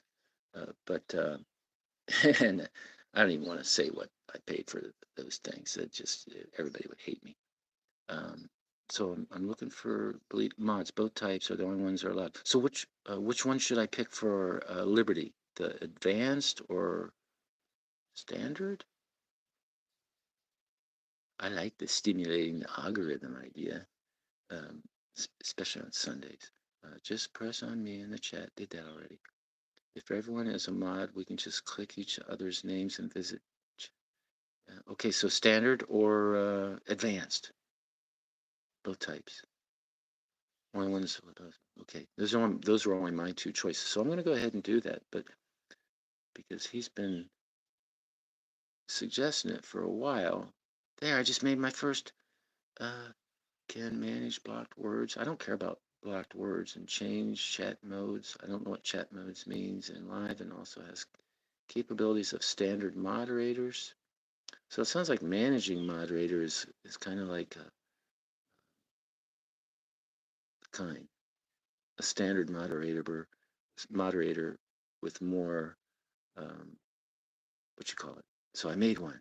See, now managing moderator of my channel. I remember you talking about some people were having problems or issues. What you call it? I'm gonna go moderator craziness here, and I'm doing a little bit of both for people that I know and feel know me, and then eventually, that's pretty good. But the people there, there we go. Yeah, this is fun. Awesome. Well, that definitely, she deserves some kind of recognition and then once we learn the difference between, once I learn the difference between standard and the other one, I can always make them. I would hope I could think I always make it, man. LB can be advanced. Yeah, I did. I put him on there because he was the first one that suggested in some of my previous lives. A few of them. I haven't done a lot. They're all long. Uh, and I've reviewed them, and I don't know how you guys can stand me, but I tell you, it makes it a lot easier to put up with me if you put it on 1.5 speed or more. And then after I watch videos on 2 point speed, I end up talking like this in real life. Uh, but standard LB can be advanced. Those live streams can be a great way to get subs. Picked up 38 subs this morning. Man, that might be more than I've got total in one morning. Good job. But I have to admit that your channel has a lot more advanced, current, better content than mine. I'm just a rambling rambler, full of trivial trivia. It's also important to have a reminder dropping links for you that stimulates the algorithm as well. Well, that's thank you, Liberty Bleeds Silver. Uh, that's cool. Yeah, I sent you a question in one of your short chat line thingy. I was wondering. So the Benzomatic, I know you go to Lowe's, and I have a Lowe's. It's just another 2 miles away up a hill that is a gas mileage sucker. That's why I don't like going to Lowe's because I try to get the most gas mileage I can out of my four-cylinder Tacoma. I drive it like a hybrid. I have driven a Honda CR-Z, and I just used to love doing that. And it was might have been the fit. Somebody you could grow trees on on your dashboard to by driving super economically. I could own a hybrid. I'm not an EV. Ramble on. Sing that song. Well, Liberty, along those lines, anyway, sorry, thanks for all the live stream help and support, Mr. and Mrs. West. Oh, your guys' name's in blue now. What better way to see you, my dear? Um, let's see, so yeah, Ramo. Oh, that's Zeppelin. And then I was not a huge Allman Brothers fan until I tried to learn guitar and I realized that uh, Eric and Derek. Let me see, what was that? What's it? To remember the the names of the strings. What is that? Eric and Dwayne got the blues early or something like that. Yeah. So, but I was not a big Allman Brothers. I mean, now I appreciate their music, but back then I was head banging what we called head, uh, Zeppelin, Sabbath. Well, Sabbath come later, but Zeppelin, The Who. I saw The Who live. I was at the concert where people died because they only opened up two. That was at Riverfront Coliseum, where they only opened up two gates for 110,000 people, or around that now. I wasn't a big Stones fan. I did see them in concert. It was okay. They had some really rough, cruel bouncers up front. I know that. That was at Cleveland Municipal Stadium. Saw a bunch of people there. So I was into different kinds of music, but I did venture off. I ended up appreciating rhythm and blues, but yeah, I don't even know. Oh yeah, so the Allman Brothers, yeah, Dickie Betts, yeah, I like that. When he married Cher, I don't. I think I was a little jealous, so I probably copped an attitude towards him because that was back when she wasn't a such a radical, political radical, and just really beautiful. And I remember the Sonny and Cher show from when I was not a young, super young kid, but young enough, old enough to appreciate Cher, at least on a black and white television. Now maybe that was color back then. I don't remember. So I got some blue people. Um, yeah, Ramblin' Man, Sooth. Your voice sounds like you're in your 30s. I've gotten that from people on the phone before. And yeah, maybe it's, 50 years of smoking, not just cigarettes. But yeah, I don't know why. Um, I don't know if I've got a good radio voice. My dad said I had a face for radio, but well, I appreciate that. I have gotten that before, though. Yeah, I am 65 years old. Yeah, awesome, great. Oh, look at that. That's my first blue linky chat thingy. All right. Well, Coach Liberty Bleeds is going to coach me on some advanced techniques. Oh yeah, so back to the Lowe's versus Home Depot Benzomatic. I would imagine that Home Depot's got that Benzomatic thing, but not. If not, I'll go to Lowe's. It looked like it's about $60 your guys' money. I'd be surprised what it would be here. The MAP gas, I know about that, and I'm pretty sure they would have that at Home Depot. I'm not opposed to getting two of those fancy Benzomatics, or one Benzomatic and one Liberty Bleed Silver Matic tool holding thingy, because it looks like you want to be able to keep the crucibles hot while you're pouring. I don't know. It's neat. Or maybe your mold, keep your mold hot while you're pouring. And I thought the idea of the forge, I haven't ruled it out. I felt like I decided that if I do go the forge route, eventually it would be propane because of the versatility of propane, the ability to be able to refill those small propane canisters with a large, what is that, 40-pound or whatever. They sell them at Costco. The propane canisters. I hope there's propane in there. Um, and there, I know where there's an air gas, the company's air gas down by the prison here in Hawaii. It's in a neighborhood called either Dillingham or Kalihi. So yeah, but I like the idea of just map gas, those small white crucibles, which kind of remind me of a mortar and pestle. Um, that's cool. I've already got borax because borax makes great ant bait, killing ant bait. I don't know if they take it back to the queen or the colony, but it does help with the red ants. The red ants here are fire ants, man. They bite. I get, I don't get a severe reaction from them, but definitely some swelling and discomfort. And then there's some big black ants. And they've got termites in Hawaii, but this house was built in '72, and it's almost all made out of redwood. And redwood, I don't know if you're familiar with redwood, but man, that's some thick, really hard to work with stuff, hard to drill through. I've had to do some emergency plumbing. I had a hot water line slab leak. It might have been a year or so ago when I discovered that the hot water heater wasn't working, and I thought it was because I'm a DIY, I'm a dumb DIYer. Even though I've used YouTube to help me DIY, I forget easily. So I got a review, and this thing was, I don't know, maybe 15 plus year old water heater. So I blamed it, and then eventually I figured it out.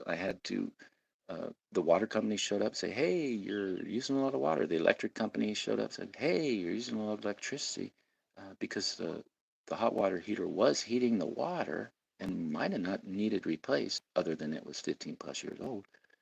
Did that, did some research, and bought a bunch of copper. I didn't want to take a chance with the PEX. Liberty, you know about this. You're a handyman, right? And so yeah, and it's very awkward and amateurish, and I didn't beautify it, but I did install it because I found the manifold. I isolated the manifold where it was. I fixed it. Nice. Um, and but it's not sightly enough for my mother-in-law's taste, but she's forgotten it. And I can always dress it up with wainscoting or crown molding someday, or preferably hire a professional to bring this house out of the '70s into the 21st century. But that's not going to be for a while. I might not even live long enough to have permission to do that. Uh, see, so the chat's done. Where are the blue meanies now? I am the walrus. Oh man, I was a Beatles fan from the beginning, and then I have a pretty eclectic selection of CDs in my truck. Um, but the Beatles, I grew up on the Beatles. Yeah, Wolf. I realize that PEX does have its advantages, and especially, I don't know why in Hawaii you would bury the copper lines under the slab. Why would anybody do that? Now, in Ohio, they would do that, because of the freezing temperatures outside. I guess I don't know. I'm not a plumbing expert, but I've done plumbing. Plumbing doesn't scare me. Electricity scares me. You make a mistake with plumbing, oh, you can get really wet.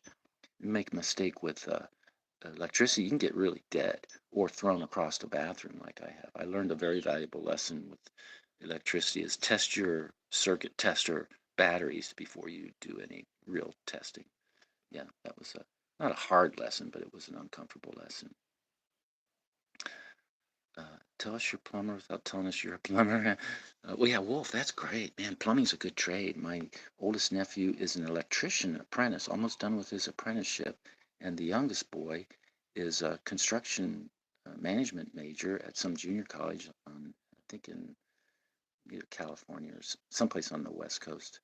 He's a local boy. They all live Kauai, born and raised Kauai. They're like fifth generation pig hunters, boar hunters, especially the young one. He's really into that. And the middle boy just got his Bachelor of RN, but he's going into oncology, and I hope I never need his expertise. But I figured at the very least, uh, I envision a construction company that's going to benefit the three of them after my wife and I are gone. And, got an electrician, got a construction guy, and you got a guy that knows how to put on you know, a compress or stitches and stuff like that. Yeah, I'm gonna go for whoops, sorry. I'm gonna go for small stuff, not out of frugality completely, but definitely. But I'm thinking 1 gram. Put my props away. 1 gram dog bones. I want to make a bull terrier. I want to learn how to uh, stamp and pour. Um, with the tools where you pound in your secret code on the back, 999 this and date and serial numbers and all. It's super fascinating. I don't envision getting to the abilities that a lot of you folks demonstrate on the stacking channels. But yeah, PEX looked pretty neat, and they now when that emergency come up, it didn't look like there was an. It looks like I'd have to wait for some parts to come in to complete the project. Whereas copper, there was just a ton of copper. I love copper. I got a 3,800 square foot house in Ohio that's just got, I mean, wow, a lot of copper running through it. Unless my renters slash wannabe owners someday have changed that. I don't care anymore about it. I've almost written that situation off to the point where, I mean, I took out a line of credit on it to stop some of the cash hemorrhaging that I was going through when I moved, to bring it out of the 70s into the 21st century to either rent. It was actually set up for as a duplex, uh, bottom and top, with a big great room for like a creepy manager landlord space. That would have been me, and I might end up doing that someday. Chances are I'm going to go before my wife, but if something drastic were to happen, um, I'd either have to figure out how to be homeless real quick. I don't know how acceptable the rest of the family would be for me living in this $1 million home, and it doesn't look like $1 million home. And when they bought it in '75, I think it was $70,000, but all the comps in the neighborhood are over $1 million. And I'm talking about the ones that haven't been updated yet or don't look like they've been updated, especially on the exterior. It used to have solar for 20 years, but they decided not to renew it. They probably got took on a lease versus a buy. Uh, so yeah, I don't know. So possibly in my future is temporary homelessness. I've slept in refrigerator boxes before in my life, in between um, real bedrooms, and in the Philippines especially. Yeah, I don't know, but I'd rather be in a double wide or a single wide in the middle of a 17-acre farm with a lot of trees and a pond and pool in a pond. Pond be good for me, and so I don't think that far ahead. I have no more bucket lists. Oh, well, maybe I could start a new bucket list, like uh, learn pouring and smelting, and make something that people might want or think, oh, that's cool. I want one. Um, I'm an attention whore. Ooh, sorry, YouTubers, YouTube chat police. Okay, so back to the chat. Since people are still here, and we're talking about plumbing, which is really cool. PEX does have advantage. Carry the map gas, but it's worth a shot to check out for the torch with a hose. Yeah, I'm going to investigate. I'm not opposed to spending money nowadays that gives me joy. No different than buying silver from, I don't need any more silver, but buying silver from JM, whoever, or Monument that, or SD this, but yeah, I'm I'm slowly but surely easing into my phase of life where I'm starting to realize my physical limitations, my health limitations. Um, thank goodness I rediscovered Prilosec. I'm not even supposed to, maybe I'm not even supposed to be taking it with these meds that they give me that make me sick to my stomach. But I've stopped taking those, so I guess I'm safe, right? Uh, even the one that's supposedly to prevent my new fancy heart stent from getting plaqued up again. Um, I'm, I'm not to the point where I don't care, but I'm caring less and less and less. Dub C coins. Oh, wow. Were your ears burning, buddy? Because I've been talking you up for the last 3 or 4 days ever since that history lesson you gave with the, even mentioning at the corn shop. Maybe not specifically your name, but your technique with the crowns. And you made my imagination go a little wacko, thinking about, man, those crowns, how many pockets and boots and tavern floors they've been pried out of. And I mean, some of those things could have, been used to pay a ransom or a safe passage somewhere. Just super fascinating. And your techniques are really good. And I tried to copy, well, that sounds nasty, emulate your premiere technique. Um, and I think it kind of worked, but not sure. But you're all here. There it again. I got mamas. Oh my gosh, I'm just a y'all fool. Um, but you folks, you folks, really big help. And Dub C that, and I understand. You answer, you know, comments and questions in the chat. That's how I found out that the rug or the mat that's usually in your videos is Navajo. When I first looked at it, it reminded me of a Zapotec rug that I acquired, and I hope I still have. I can't imagine because it was definitely shippable, packable. I hope I didn't sell that at auction or anything. It's possible because life changes and priorities change. Definitely carry the map gas, but it's worth a shot to check out for the torch with a hose. Yeah, I'm an accessory guy. Um, Tells Wolf could be a plumber. Definitely a in the metals. Um, Smaller ports are more special manageable. I definitely agree with that, and a little bit more affordable. Less mistakes, especially is it gonna hurt my feelings to melt some 9999? I don't know how many nines there are in a maple leaf with or without milk spots. Not really. Those little assay cards. I'm going to be very prudent with those because I still like the gram um, liquidity and yes, SHTF purposes. Someday, possibly, probably not in my lifetime.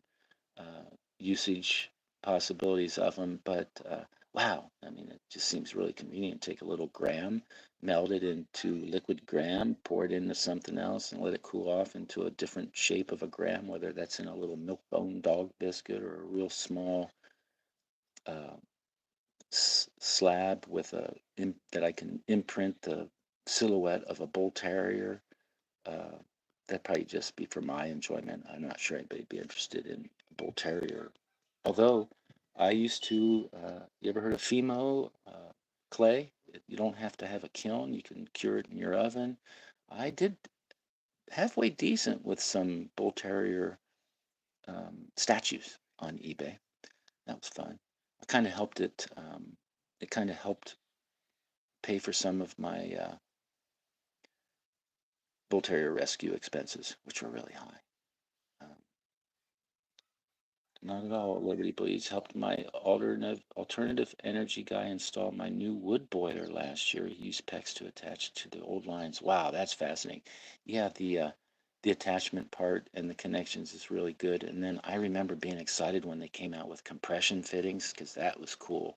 Although I enjoyed soldering, but a lot of that stuff I left up from my dad because my dad he was pretty smart. He was a mechanical engineer by trade, but he had built a couple houses, helped build my uncle's house, took an old early 20th century cottage and turned it into a great big behemoth energy sucker.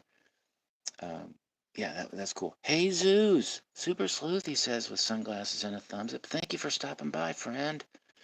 Um, Dubs C coins. Anyway, yeah, thank you, Dubs. You helped without maybe not your hun. Never too late when you're on Hawaiian time. That's right, always good. Hey, speaking of Hawaiian time, I found out on one now.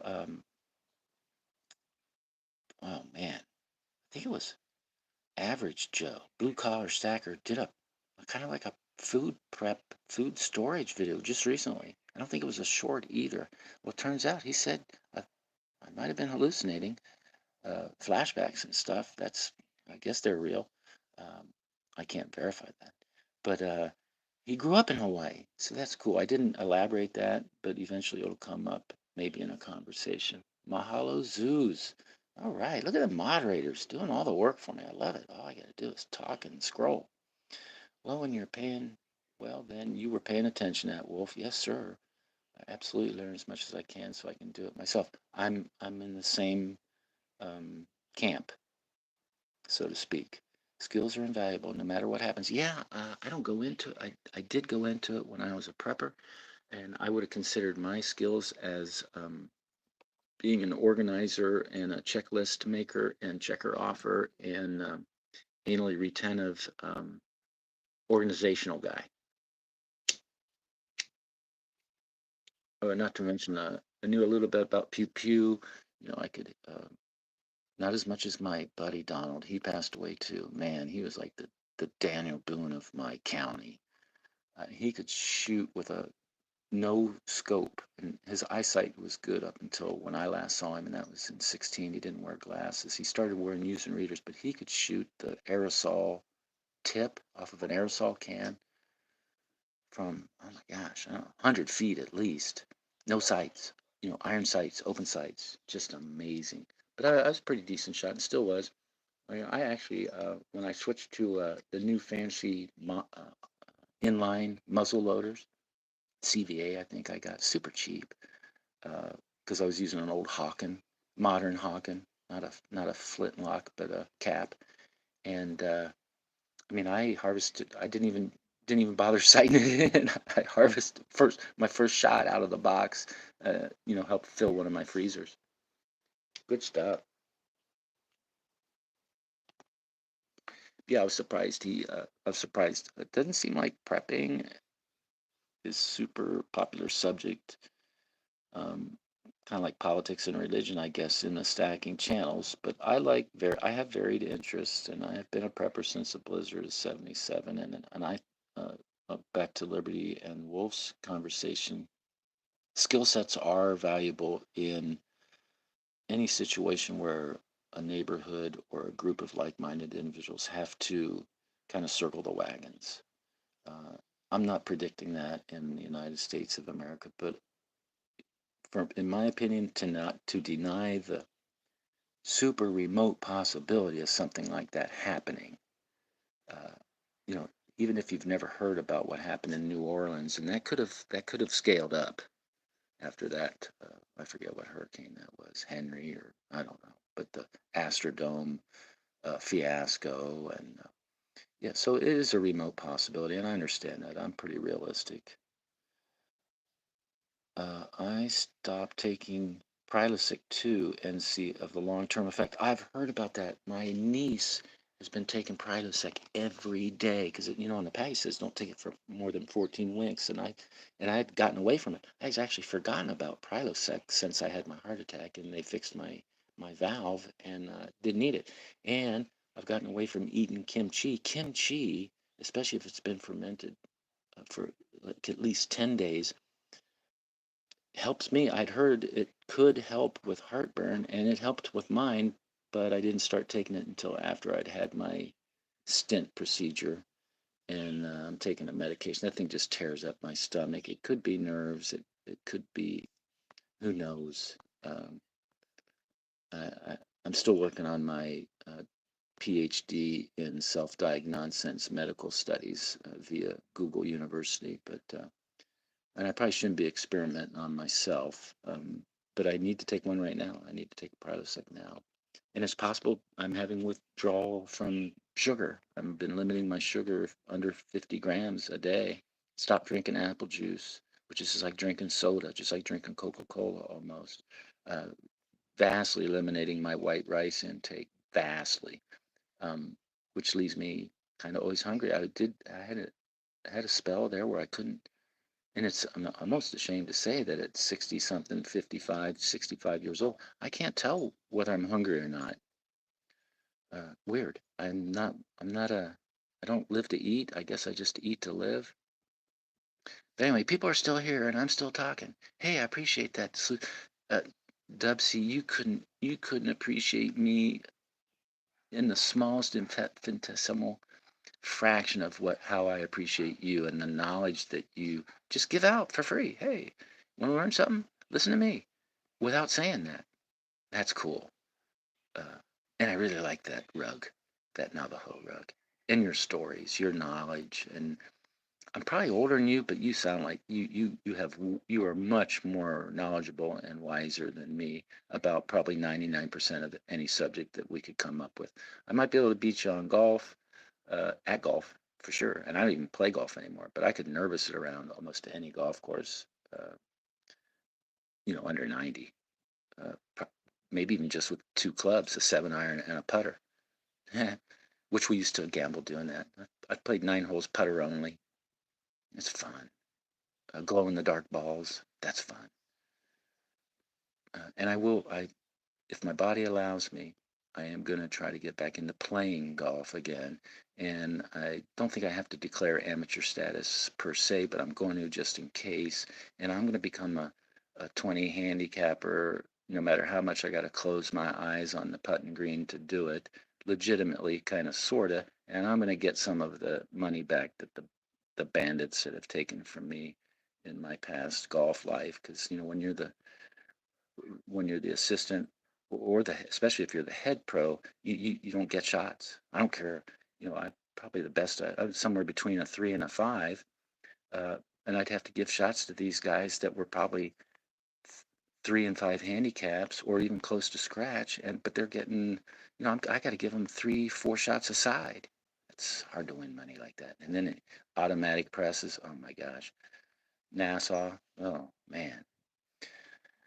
Let me see. So Wolf Metals again. Mandy's Candy knows wolves. Yeah. Hi. Clap. Fist bump.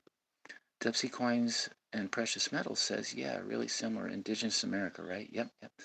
Um, so, supposedly, um, on my dad's side of the family, which is on his on the paternal name, they're from Scotland, but I guess they immigrated to America somewhere in the 18th century, early 18th century, and then eventually by the end of the 18th century, one of them was a landowner down in southern Ohio, along the river, Adams County, where the Serpent Mound is. It's pretty famous, effigy, indigenous mound. I don't mind saying the word Indian because, anyway, long story short, turns out it's possible that we have some Ohio Indian blood. It was to the point where my uncle had it zeroed down to not just some native Ohioan blood in it, but the Shawnee tribe, and even reduced that down to the Kaspokatha sect,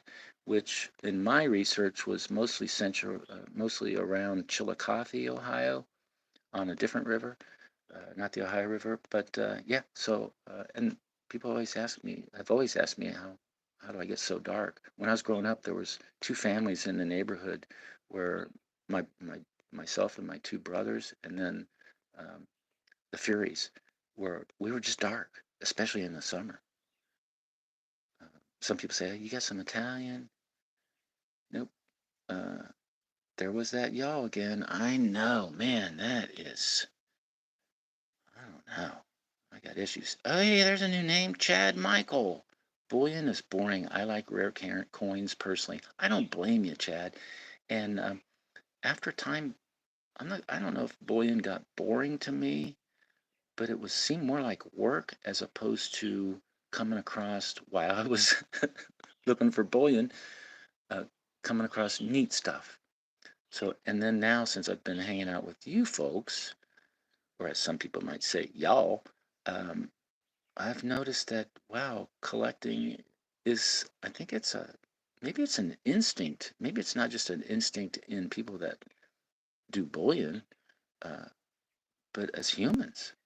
Maybe collecting is instinctual. Is that the right word? Buttons, buttons. Hiya, Chad. Okay, so people know Chad. Well, Chad, I apologize, but that's a new name to me. If you subscribe to me already, awesome. I'm going to find you. I will find you. And like I said to other people earlier in this, and now we're going on how many minutes? Oh my gosh. I am just an idiot. 1 hour and 50 minutes. Sorry, folks. But again, uh, it's therapy for me. So just you being on here and encouraging me to keep rambling is very therapeutic. And send me a bill, and Hawaii will tax it. Liberty Bee says, I've got to please. Hope you all have an awesome rest of your Sunday. Me too. Hey, Liberty, I'm going to be, whoops, get back here. I'm going to be making a baklava video today. And I'm going to tag you in it somehow. Do that at Liberty Bleeds thingy. And I'm not gonna do a live. I think I'm going to just film it. I probably have to edit it because I got to try to use one of my 4 pre-owned tripods, which are all junk, to do it. But yeah, you're going to be making baklava before you know it there, fella. And so he's got a blaze. Wolf metal stacking. When you were a prepper, once a prepper, always a prepper. Yeah, I am a prepper, and I still do it. I still rotate. I still have budgets now. It took me 8 years to get my preps back up to where I was comfortable after I had to sell almost everything in Ohio to move back to Hawaii. I mean, if it didn't fit in a large priority mailbox or in my luggage or sea bag on either one of the 2 airplane trips I took back here, it didn't come to Hawaii. So my Berkey water filters, I gave those away. Uh, all kinds of stuff, camo netting, just oh man, pew pew pew. Oh my gosh, and the freedom seeds. I had an auction, online auction. My uh, online auctions. I don't know in 2016 how common they were, but come to my house, and he had an FFL, so he took. I mean, I had dozens of pew pew kind, small kind, hand kind, and long kind, and Lake City 556 green tip. Oh my gosh, talk about appreciation. I mean, lead and brass, pretty good investment. But yeah, why are we talking about that? Oh yeah, so that's where I'm lacking. I'm lacking on the pew, but I am pretty good at passive security. Mechanical. Don't rely on electricity. Trip wires, trip lines, fishing lines, cans, obstacles, old appliances. I'd call it a hobby, but it's more of a way of life. Much easier in Ohio. I had a compound in Ohio with on the high ground with a woods and a body of water to protect me on 2 of the 4 sides. I looked at everything as for a while there. I looked at everything I looked at from my house outwards as a shooting lane. So yeah, once a prepper, always a prepper. But I top off I'm big on sardines, long-term food. I probably got, oh my goodness, I bet you a year's worth of just in long-term food. Like Mountain House and this and that, and MREs, just in that type of food, which is not the greatest food in the world for you, I guess, if you're really into nutrition. But calories are important, and so I probably got enough a year's worth for 3 people, 3 adults, and then I would have a higher caloric need because I'd be doing a lot of the grunt work. I am still a prepper. I have in the past 8 years. What I was doing instead of stacking was tried to form a community watch idea for my subdivision. Found some like-minded individuals, didn't rush it, courting them, just let it come naturally. I find that if you want to interview somebody about the possibilities of them having enough trustworthiness and OPSEC to possibly get them involved in right now would be, planning stages, but communications, the whole 9 yards, that if you take over beer, if they're a beer drinker, beer will loosen people's thoughts and lips. And so, yeah, but I feel pretty comfortable, except for the pew part. I feel pretty comfortable. And then I don't know if you're familiar with the term gear donor, but yeah, I got issues. Um, and I've got plate carrier, I've got, plates. I've come up with some really strange ideas, like a shopping cart with a steel plate reinforcement that where I could look like a homeless person because they push around a lot of shopping carts. Um, with a pizza box with a Caltech Sub 2000 folded up inside it. It fits in a large pizza box, just about perfect. And dressed as a gray man, a dirty homeless gray man, just wandering around, losing his mind, reconnecting. I'm live. But yeah, wolf metal stacking. I was a prepper. I am a prepper. Just a regular prepper from 77 on because I didn't like taking turns holding the dog in the midst of 10 days of no electricity during a blizzardy cold snap. And then a hardcore prepper influenced by fictional fictional novels, a series of novels called Out of the Ashes. Boy, that really messed up my brain. And then decade or so later, fast forward, 1 second after, Going Home by a guy named Angry American. The Eagle Has Crashed, which is it's fiction, but I call it faction. Possible faction, based in Ohio, actually based in South Central Ohio, where I'm from. And a lot of the places these fictitious events were to happen. I've not only been there, I've frequented them. Flint Ridge, Black Hand Gorge, places like that. I've hunted arrowheads on a lot of these places now. And so there's 1 second after, then there was 1 year after, and I know I forget his last name, Forshine or something like that. It starts with an F. Um, Out of the Ashes was by William J. Johnstone, who's mostly famous for his westerns and his kind of gritty, raunchy novels, not romantic novels, but raunchy. Okay, Dipsy, got us split. Thanks for all your help. Thanks for showing up. Wolf Metals, Blackfoot, Cherokee, and Sioux, with lots of English mixed in, Irish, Scottish, German, etc., etc., etc. Yeah, me too. Scottish, Irish on my dad's side, and a little bit of German, Welsh on my mother's side, and the indigenous Ohio, air quote, Indian, um, Shawnee, Southern Ohio.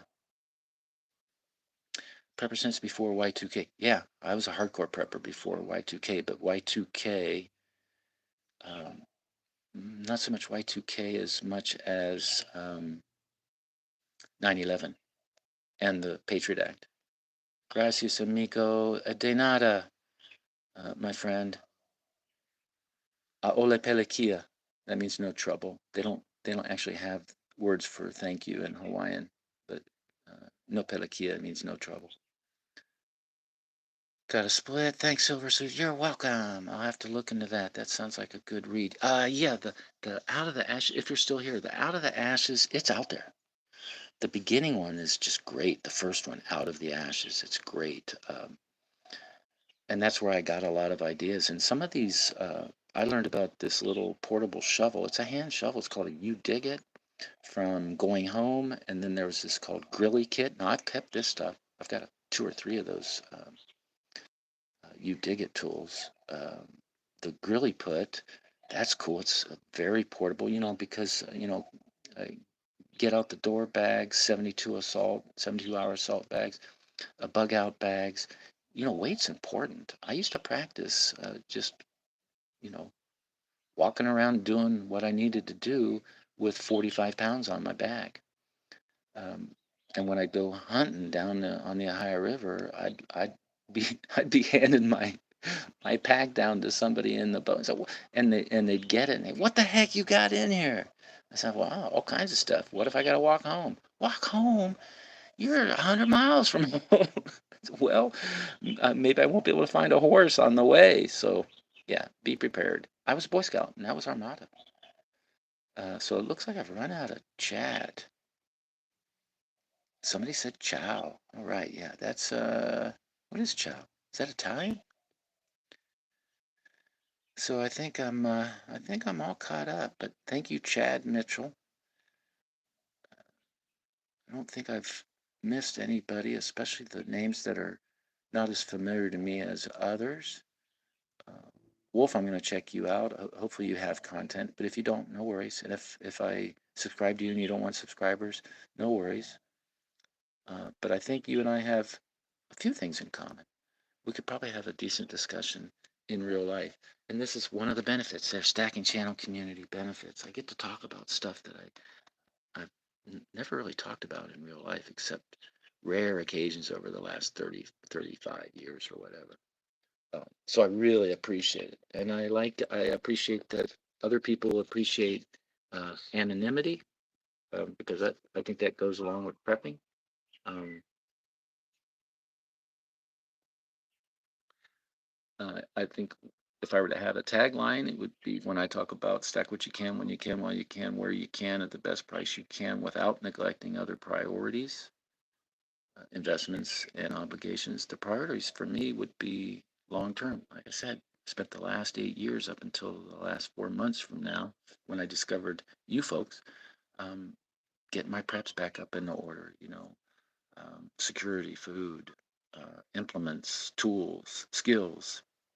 Uh, I've even got I got, yeah, this is probably, definitely know I'm off my rocker. A tactical treehouse. Um, it's very high. It gives me, and I almost got the highest of the high ground where I'm at up a mountain. It's a civilized mountain though. It's a suburb with subdivision, but I'm only 100 yards from a pretty desolate, uninhabited valley jungle.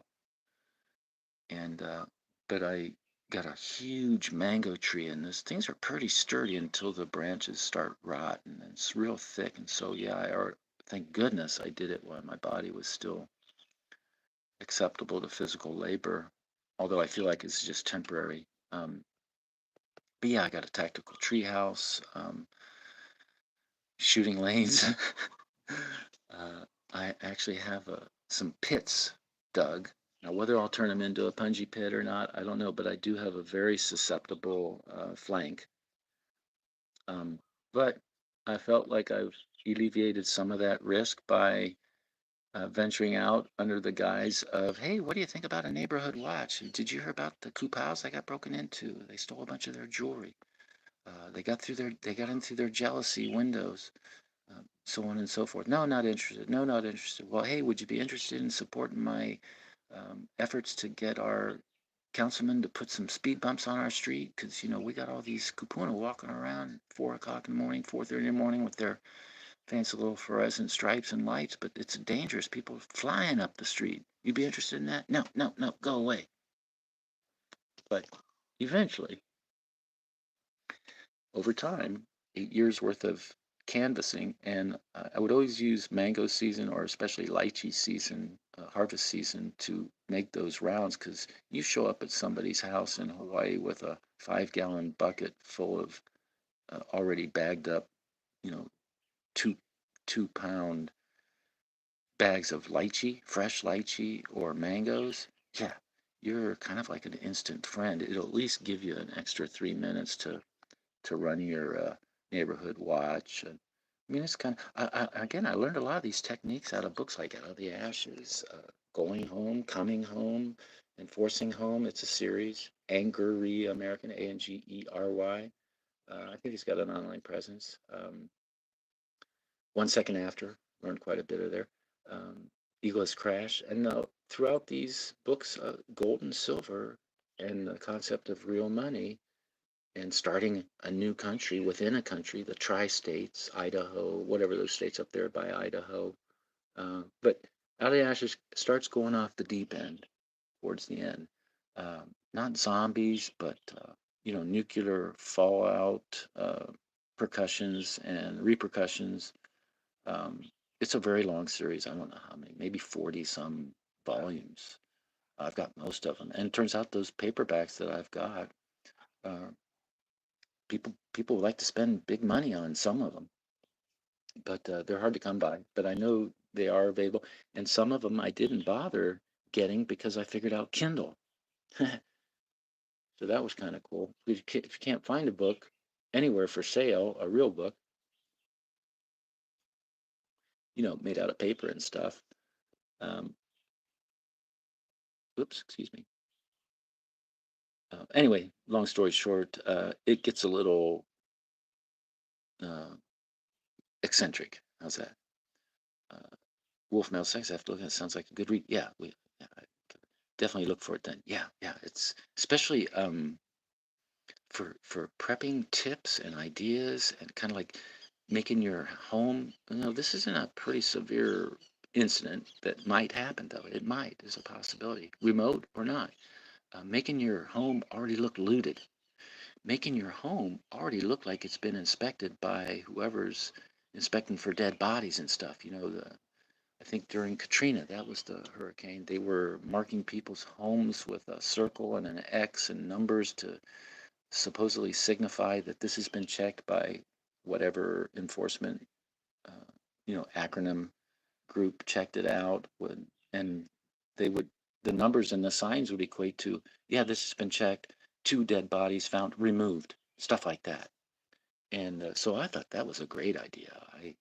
I really carried that to the extreme in Ohio, whereas I had a bunch of spare siding from when siding was put on my house, but gee whiz, that was back in the 70s, but had it stashed in a small pole barn and pulled that out and made it look pre-burnt so that I could attach it to my house in a jiffy and make it look like already, no, what? No, go that people look at it, looters would look at it and maybe pass on your house. Of course, you're prepared to penalize them if they decide uh, to investigate anyway.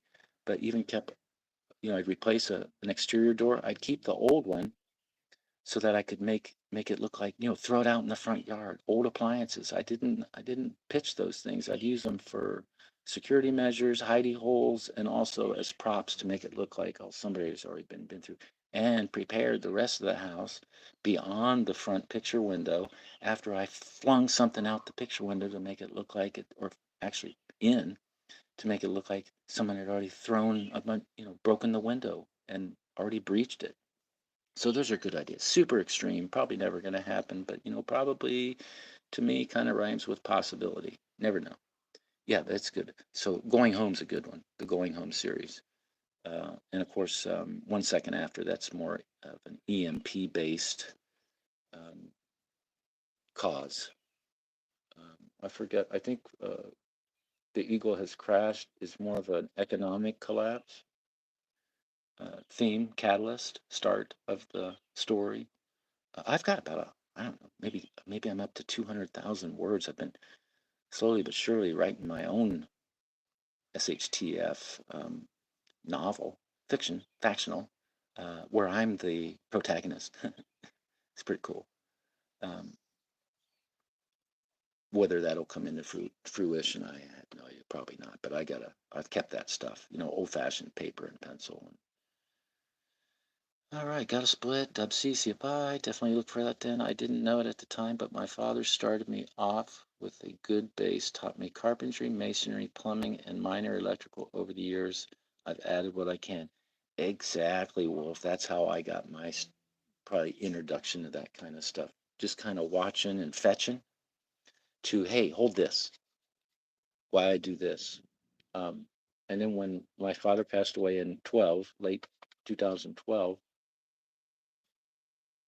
and when I was having to do that stuff without him, but still with the aid of YouTube videos and stuff, you know, I was changing even simple stuff like you know light switch plate and stuff like that, and a lot of shut off valves and repairs. And I found out as I was busting up a cast iron tub, that's a story in itself, with a sledgehammer.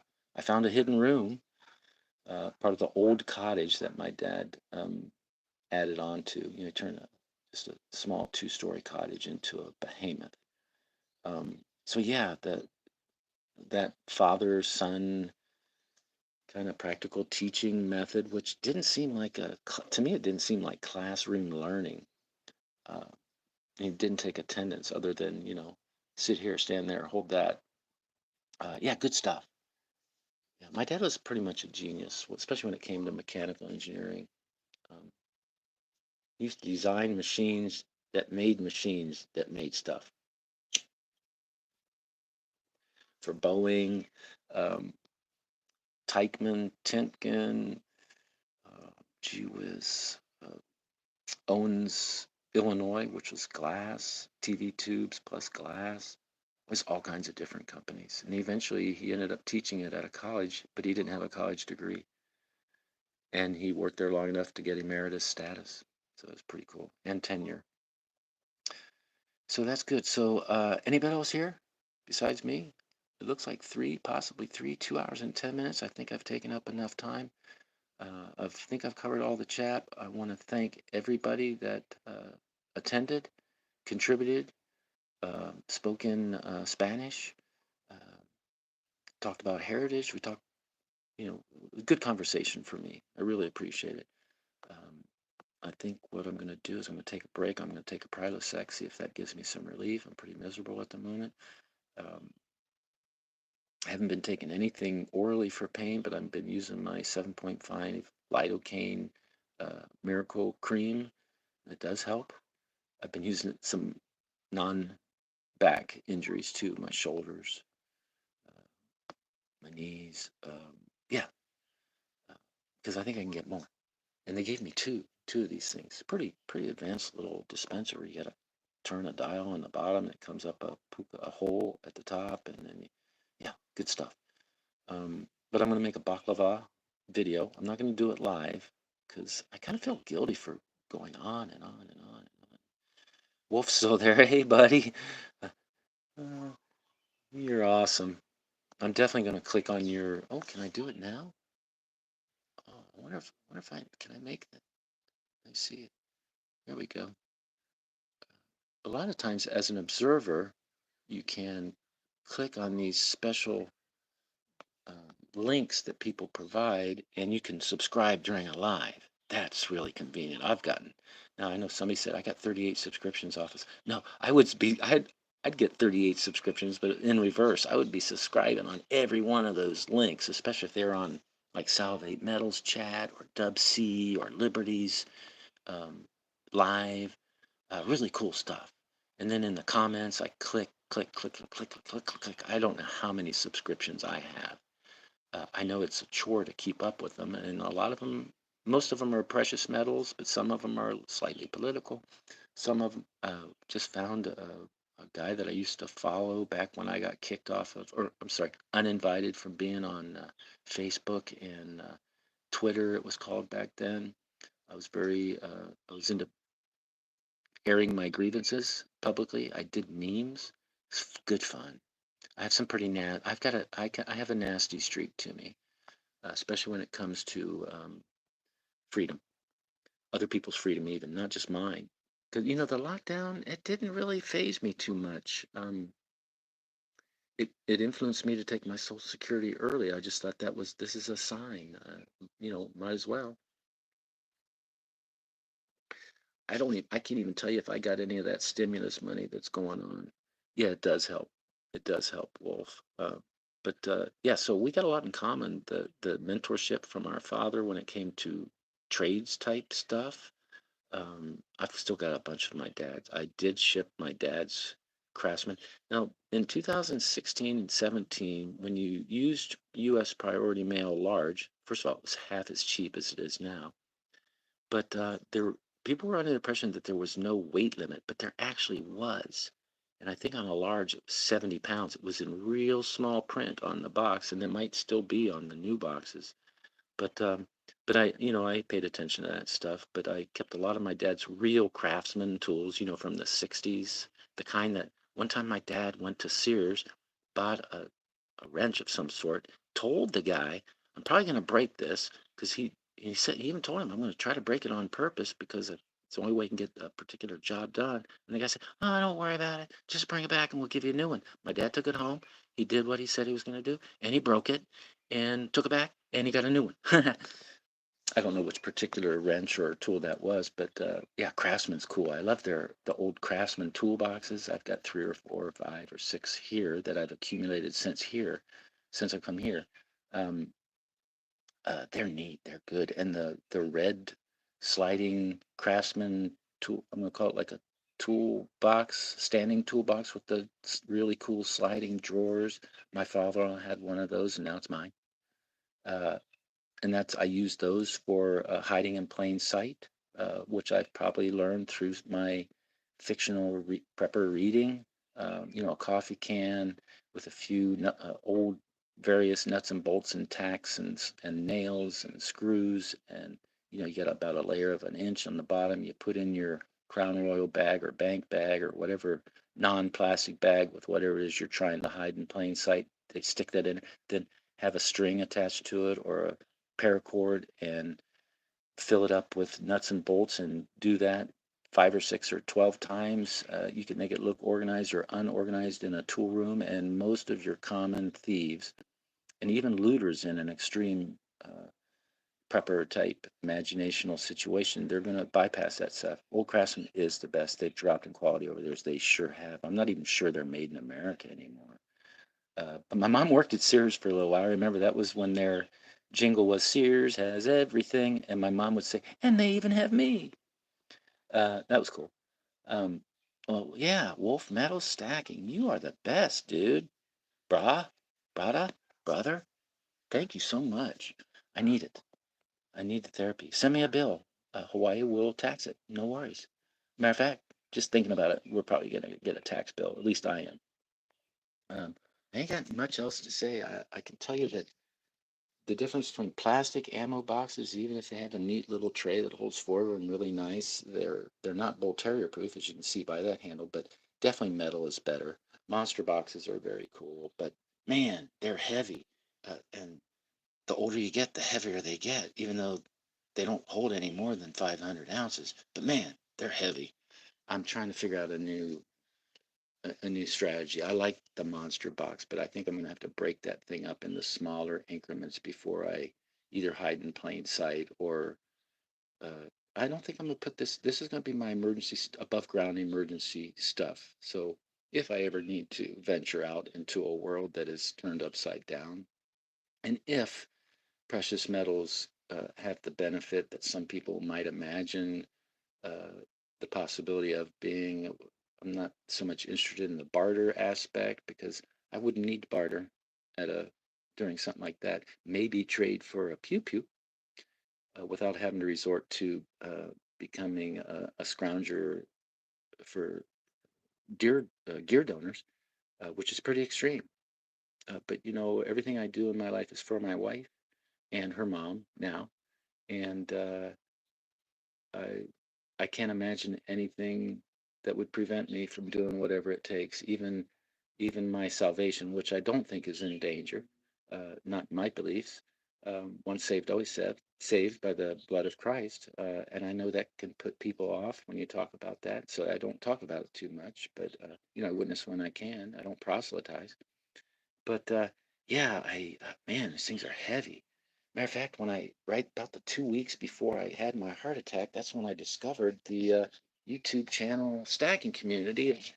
Uh, this thing was not completely filled yet, but and it wasn't underground. But man, I was lugging it around, and then looking back after I had to go to the emergency room, get emergency stent surgery thingy, and they had female nurses looking downstairs and shaving the stuff that was in their way to do their work. That was pretty embarrassing. um yeah, I felt like maybe I contributed it to my to the final result of having 100% blockage in an artery. I was actually so stupid that about 5 days before I figured out that I needed to go to the hospital, in conjunction with my wife's opinion. She drove me. Yeah, I tried to lawn mow my pain away. I thought it was heartburn, indigestion, blah, blah, blah. This is before I learned about the kimchi secret. Yeah, I'm an idiot. Yes, okay. Thank God. Awesome. That'd have been a bummer. If you, oh, I can't talk to you no more, you superstitious crazy guy. I'm not superstitious. I'm kind of slightly stitious, but no, I'm heavily into that. But I don't have to dwell on it because I've already. It's free too. Free. Admission is free. So that's cool. I don't dwell on it. That's one of the beauties of being truly saved by the blood of Christ. I'm washed in the blood of the Lamb, um, and I don't have to. I don't need an intermediary, a human, uh, to accomplish that. So that's really cool. It gives me so much freedom to try to enjoy things when I can, not worry about stuff that I don't really have any control over. But it doesn't hurt to prepare because my preparations are mostly to try to prevent any inconvenience, suffering, or misery for my wife. That, for me, I mean, I kind of care. I don't like pain. I probably wouldn't enjoy torture, but she's my biggest concern, and her mom. They're kind of a team. They're on my team. I'm not the captain of the team. Don't get me wrong, but I'm a consultant. Awesome. Wolf metal stacking with a wrench on your name, which I did, and I helped, just like shake and bake. Well, that's cool. Um, yeah. Well, I'm gonna have to check out your channel, see what your channel's all about. And if it's about nothing, if you have no videos, no worries, brah. Maybe you'll look at something like what I do and think, oh my gosh, I can, man, if that guy can do it, anybody can do it, and a lot better, and probably for a lot more better subjects with a lot more expertise. But just conversationally alone, you add a lot to my uh, YouTube experience for sure. Oh, there's Forrest. Understandable. Like the prayer for our kids. That's good. We were not blessed with human children. I think God's plan was for us to raise 80-year-olds because I'm on the final of four, parents slash in-laws. Uh, and it's, I've gone through the really tough times, dementia twice, well, three times now, Alzheimer's, dementia. It's I don't know. I have no regrets. Especially I just have zero regrets. That kind of was perfect timing for me. I was burnt out on the golf business when I felt like my dad needed 24/7 care, and as opposed to sending him away where they wouldn't let him smoke his cigars, which would have killed him. Uh, I extended his life approximately 23 years compared to the time that they gave me when I had to move back to get his affairs in order. Um, and then fast forward in 2016, my wife called me when she was here for a graduation of our oldest nephew and said she's not coming back because her parents needed so much help. So yeah, and that's life. But yeah, prepare. I would have loved to have kids. I tell you, when I really wish I'd had kids is when I was bringing that house in Ohio out of the 70s into the 21st century. Oh my gosh, I want. I think I had a dream that I grew an extra arm once, just to help. And of course, now I got a 20. He's not quite 21 yet, right? He's 20 years old. He got his heavy equipment license. He's the nephew, the youngest nephew from Kauai that's on the mainland getting a construction management degree. And the electrician, I keep he visited a couple months ago. Brought a girlfriend here. They came to Oahu to go to a canoe paddling race from some of his friends. And oh, I'm sorry to hear about that. A little over a year ago for us, it was December 7th. It's when we lost my father-in-law last year, and we did extend my wife and I did extend his life. Gave him a reason to keep living, but the mind was slipping slowly but surely. And then the last 6 months to a year, it can get really, really tough. And the dementia part, but I learned a lot about dementia and Alzheimer's with my dad.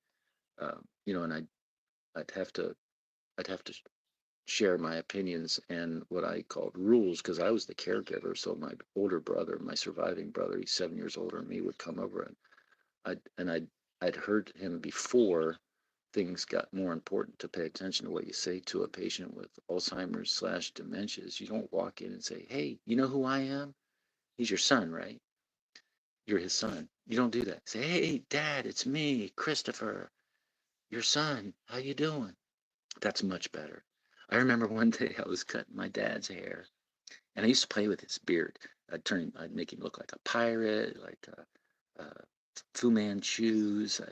But his top of his head hair, I just cut it.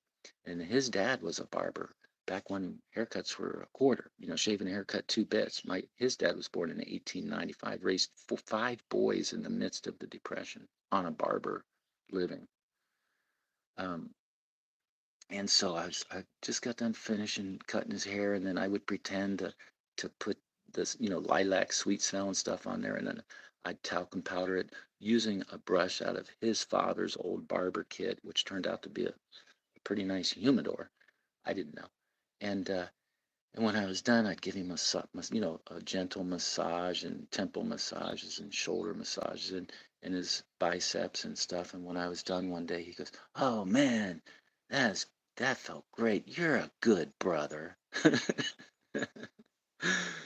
So wasn't gonna correct him. I just let it go. As a matter of fact, I might have said, "Yeah, I am. I probably would be a better son too." Yeah, he goes, "Yeah, you would." But he'd have, in and out, and then his body, everything shut down, every organ, the brain, and everything. Uh, I felt like I helped his salvation by trying to not so much take away his Catholicism beliefs, which that faith penalized him and my mom when they got divorced in '65 in a Catholic environment. That was no good. Definitely changed my attitude about that church. But I feel like I reduced down to Christ and the blood and the sacrifice and the torture that he went through to save all of our sins, um, no matter how we got to him. So I'm confident. That's actually how I find my salvation. I was trying to figure out my brother's salvation, who was a good Catholic boy in the '60s. He graduated '65, but he was killed in Vietnam in '66. And out of his personal effects that came back was his Catholic missal, and that made me think, wow, well, wonder what happens. But just got to think positive. Let me see. Go back for King Kings. That's for sure. Amen. Understandable. Prepare for our kids. God bless you and your kids. And God, just they're so fortunate to have a dad like you. I know that road. My father-in-law passed. Yep, we've been there. Now this is going to hit home with me. You're um, probably talking about your father-in-law. He was a Purple Heart recipient from the Vietnam War. Yeah, it was similar for him. It happened really quickly. It went from being okay to gone in 3 months. Yeah, it's amazing. And maybe the respite that he received through that brain situation, that the synapses hardening up, losing their hold with each other, was able to forget some of that Vietnam experience. But yeah, my brother was killed April 6th, '66. Um, NATO bullet, so he didn't get a Purple Heart for that. He had hurt himself, I think late '65, because he enlisted right after high school. He was a Marine from birth. He fell in a punji pit, got all messed up, could have gotten out, um, but they were holding him back, and he ended up kind of faking his recovery a little better than what it really was, just so he could get back to his brothers. And then he went in on a buddy system with another guy named John, and John was not related to us, but he lived in the neighborhood. And when my brother was killed, it wasn't too long after that, probably within a year or two, that John went a little. He was mentally affected by the loss of my brother Tom, and when he come back, finally made back stateside, did he go to his mom and dad's home? No, came to our house and thought he was my brother, our brother, my parents' son. It was very emotional, very traumatic. But I learned that he did eventually come out of that, and I'm sure he's probably passed away, because my brother was born in '47, so late '70s, maybe not. Maybe he is still kicking. That's but yeah, I feel for you, uh, Wolf. I'm just gonna call you Wolf instead of by your official complete first middle and last name, Wolf Metals Stagging. Um, yeah, Wolf, I feel it. And actually, matter of fact, I was talking about not getting a purple, so I didn't get a Purple Heart. My brother got the Purple Heart from his Punji, the middle brother, the middle child. He got that Purple Heart. And turns out that if it's a NATO bullet that causes the death, and my brother was closed casket, they don't give you a Purple Heart. Now, I don't know if that's still the same. But yeah, there, I've got my gold star, courtesy of Lyndon Baines Johnson. It's mine now. It wasn't. I don't know. Probably my mine. But and I was 7. I remember when I think it was two or three Marines come to the house, and that was traumatic. Wolf is fine. All right, Wolf. Yeah, that was traumatic. I think he appreciated how he went. I had him on the couch in the living room and put a football game on for him and had a fire going in the fireplace. His two favorite things to watch. That's awesome. For my dad, it was Jeremiah Johnson. Thank you. I feel a little cleansing action going on in my heart and my brain. Another benefit from the stag, from I guess just talking to other humans with similar yet different um, experiences. And yep, good stuff. Well, thank you so much, Wolf. WMS.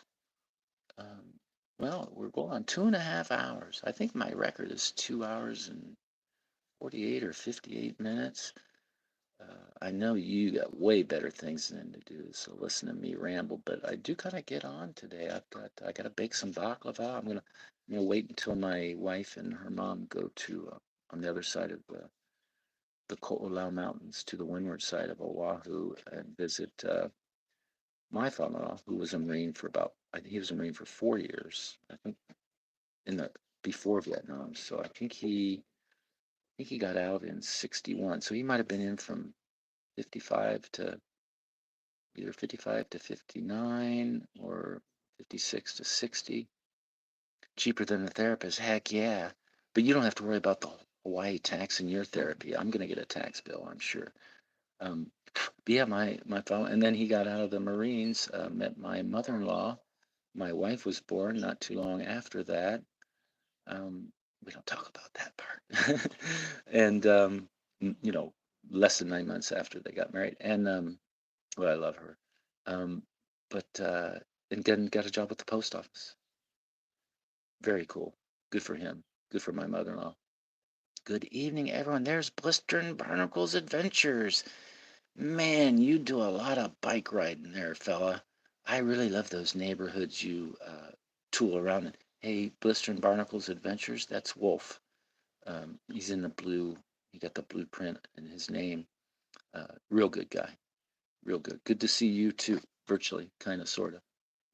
Yeah, you tool around on that bicycle. Is it got like electric bike capabilities as well, or are you like in really good shape from pedaling all over your area? And that looks, when I see those neighborhoods and stuff, it really gives me a like a an old uh, an old an old neighborhood feeling. And I'm not talking about 1970s old, maybe like 1570s old. It's pretty cool because obviously Europe's been a little bit more built up longer than North America. At least I think so. Pretty sure.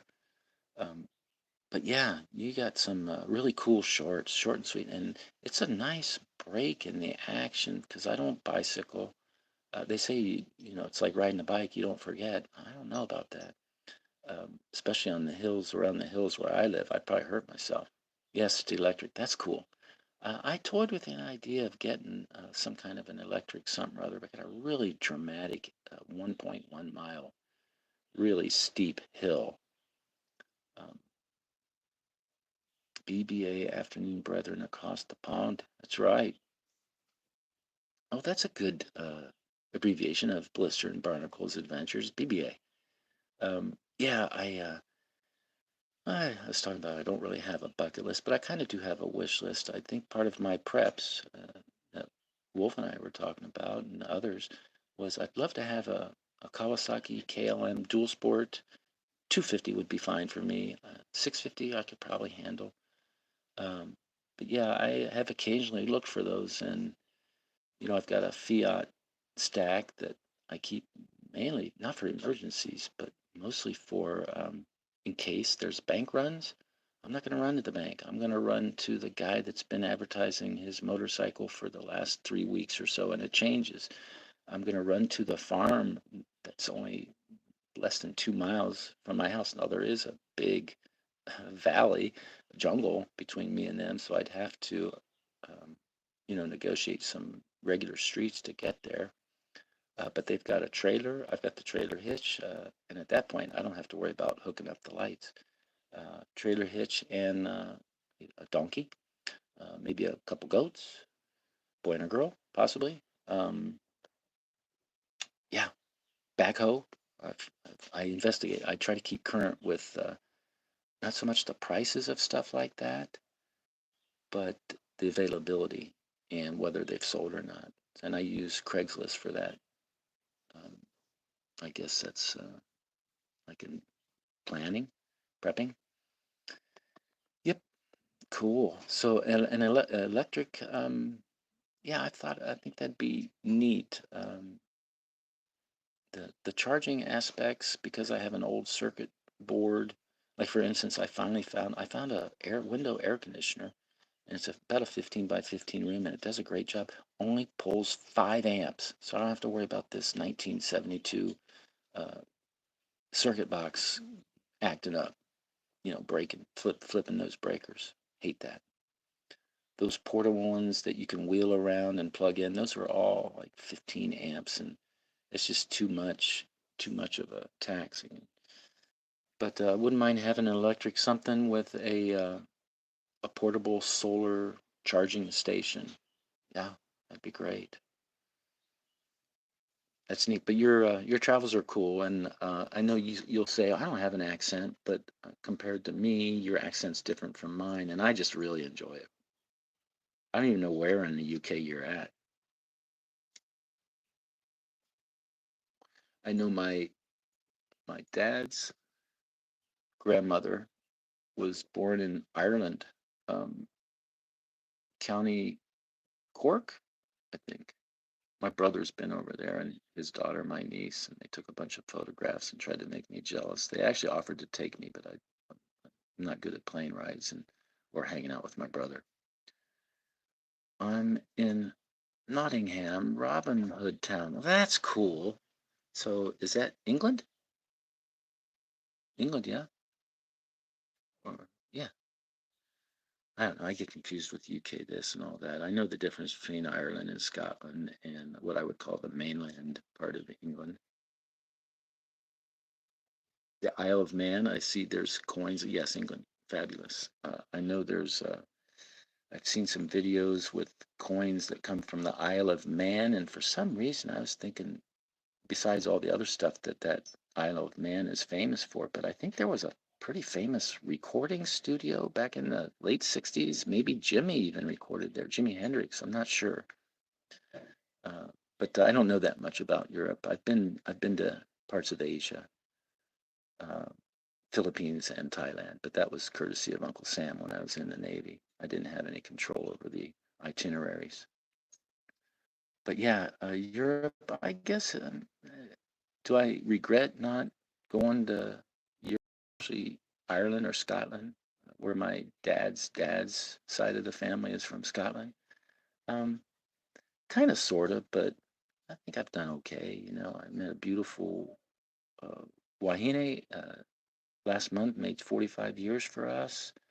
Um, we're not ships passing through the night, only exchanging expletives. So, and up until the last 4 or 5 months or so, I've been reasonably healthy. I always figured that, I mean, heart disease runs in my family. I thought eventually it might catch up to me, even though I ate differently from everybody else in my family, a lot more healthier. Um, but I've noticed that since I quit participating in cannabis, my health has kind of deteriorated a little bit. Thank you and for your family for your service. Well, thank you, Wolf. I don't consider, I mean, yeah, I raised my right hand. I swore to defend the Constitution, not just for the 4 years that I was in the Navy, but for life. But man, yeah, there were some rough times when I was in the Navy, only because of the lifers. But man, it was a big party, and I just lucked out in getting the right, it's called a rating rate. Army, they call it MOS, job title. I was an operations specialist. I played with, you know, radar screens, and I was the guy in the on the movies that you see in the scenes up at with the it's combat information center where the captain and the executive officer and the navigation and the war officers, they're all looking at this screen with some guy behind it writing backwards. That's me. I was the guy behind the screen that could write backwards. I can still do it. I can write upside down backwards pretty quickly too with no practice. It just I did it for so much through my schooling, my A school, and then practically on board ship. Yeah, it just came. But we had just had back then they called it skate duty. Just the only time we had to work was when we were underway. Um, didn't have to come back during Liberty, especially if the ship was broken and we'd be in port. Sometimes not in port. Sometimes we were anchored out, and they had these things called Liberty launches come get us. The locals, the indigenous locals in the Philippines and in Thailand, mostly in Thailand. There was no the ship couldn't come in close enough, and it was broken, so they anchored in order to for a tug to get there, and tugs don't pull, they push. And so we didn't have to do anything. My duty was underway refueling. That was pretty cool. That's where you pull on a little rope, keep pulling, and it keeps getting bigger and bigger and bigger and bigger. And then finally it gets to the point where you think your hands are going to fall off. But it wasn't very often. Very cool. Always at like some ungodly hour, 2 o'clock in the morning or something. Or as they would say, 0200, which I still use. I still use a lot of military jargon, and I still roll my clothing instead of folding it. I learned that in basic training. And, I say I just out of, and yes, sir, yes, ma'am, just out of habit. Although we didn't have, I went to boot camp with females, but they weren't on board ship back in 78 to 82. Not that I'm aware of. Maybe on some smaller, I think the Coast Guard, yes, but I'm not sure about the Navy, especially not on a destroyer, maybe on aircraft carriers. But yeah, it wasn't chauvinistic. It was just history hadn't evolved enough in uh, in all the rights and stuff of everybody or the privileges or whatever. I don't pay attention to that stuff. I did it to get away from drugs in my hometown, and I didn't realize I was jumping out of the frying pan into the fire when I finally got to Thailand. Oh my gosh! But live and learn. It's made me what I am today. I think I'm pretty tolerant. Uh, Okay, Wolf, my grandfather, on your mom's side, taught you about rolling clothes. Takes up a lot of space. Yes, it does. And it's a hard habit to break. And when I packed my sea bag, which I still have now, back then, in boot camp, you had to they gave you a stencil and permanent. I mean, this is not a Sharpie. This is really permanent forever ink because it's been over 45 years and it still looks the same. But I had to cross out my social security number that they required us to put them on our sea bags, because I was using it to travel and stuff, and I didn't want my social slave number to be floating around out there. All right, BBA, gotta pop off, make dinner for my mom. Oh, that's sweet. I think my wife is actually making breakfast for her mom as we speak. Look forward to joining you again soon. Thank you, BBA, Blister and Barnacles Adventures. Awesome. Thank you very much. But yeah, rolling clothes is good. What else? Now, I don't take it to the extremes. Like, there was a rule in, I forget what it was, when you had to fold your skivvies, it was thin, thick, thick, thin. And they really pounded that into us. I just thought it was ridiculous. But eventually, the rolling of the clothes and maybe not so much about the thin, thick, thin, or it could be reversed, how important that was, but I'm sure there was a reason for it. And some of the reason could have been just to teach you to follow orders, teach you to follow orders quickly and without question. But yeah, no, I probably the hazardous duty that I had to endure was hiding from the chief master at arms, who was always looking to see if you had a hair on your ear, or two a little bit too further down the back of your neck, or you had a what they called a either an Irish flag or a loose pennant, which was basically a thread that had worked its way out of the fabric that kind of usually snip off with a pair of fingernail clippers, or you burn it off with the end of a cigarette. So yeah, he was a lifer. Lifers probably, besides my wife not wanting me to be away for long periods of time, once after I met her here in Hawaii, really quickly after I landed on this rock, um, the lifers. And in my opinion, there was a difference between the career people, and the lifers. The career people were, you know, courteous. They didn't fraternize with enlisted because you weren't allowed to, but they were, they weren't idiots. Lifers, man, they were cranky. A lot of them, in my opinion, a lot of them were alcoholics. Um, they're just nasty, mean, and just looking for any way to ruin your day.